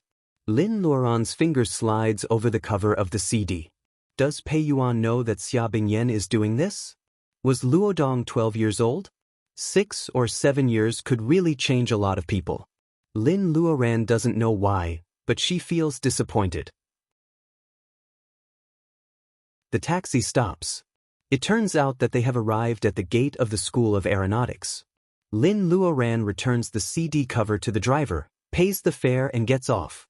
Since the driver said that Xia Bingyan will have a concert at Southern University today, Lin Luoran might as well solve the problem at the same time. Lin Luoran walks to the school gate. On her way, many young boys and girls are rushing to a certain direction with Xia Bingyan's CD in their hands. There are also many middle-aged men who are driving nice cars. They roll down their windows and ask for directions. Xia Bingyan's fans are widely distributed. It seems that Lin Luoran doesn't even need to ask for directions. Lin Luoran follows the crowd. It turns out that she is in the auditorium of Southern University. The slogan of the concert is to give back to her alma mater. The auditorium can hold thousands of people and it is hard to get a ticket. Seeing that many fans are blocked outside the gate by the security guards and the assistant police, Lin Luoran turns her eyes and finds a man who seems to be a scalper looking around. "Do you have a ticket?" The scalper who looks like a college student pulls Lin Luoran to a corner. "A real VIP seat in the front row. What do you think? I will give you the ticket as long as you add 500 yuan. Lin Luoran looks at the ticket. It is indeed a seat in the second row. The ticket price is 2,888. The student wants to add 500 yuan. He spends more than 3,000 yuan just to see Xia Bingyan more clearly. Lin Luoran does not bargain and buys the ticket. The student scalper is a little regretful that he asked for a lower price. He is very upset. Lin Luoran smiles. How can you be willing to sell the ticket? I see that they are crazy about getting in. The scalper is proud. I got this ticket from the lottery. Isn't it good to get more than 3,000 yuan for free?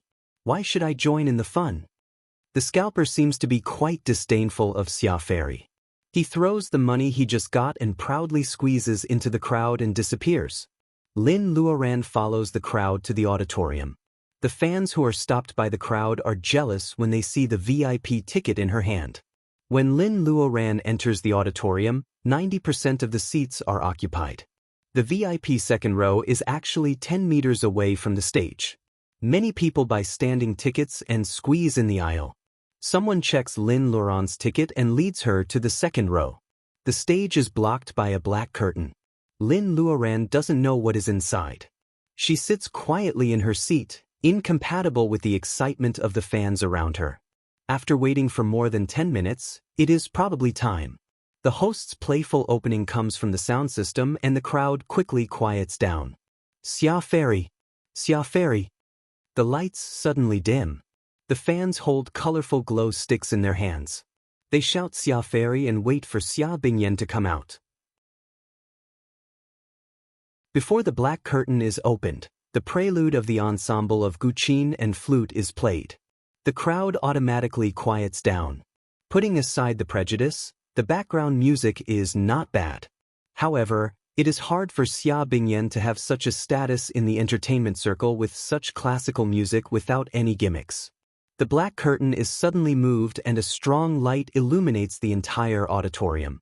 The alternation of darkness and light makes many people squint their eyes. In the dazzling light, Xia Bingyan, the protagonist of the concert, swings from the back of the auditorium to the stage with a white ribbon. This is beyond many people's expectation. Xia Bingyan's dress is plain white. She looks as pure as her name suggests. When the long ribbon of her dress swings over people's heads, Lin Luoran hears many people sobbing excitedly.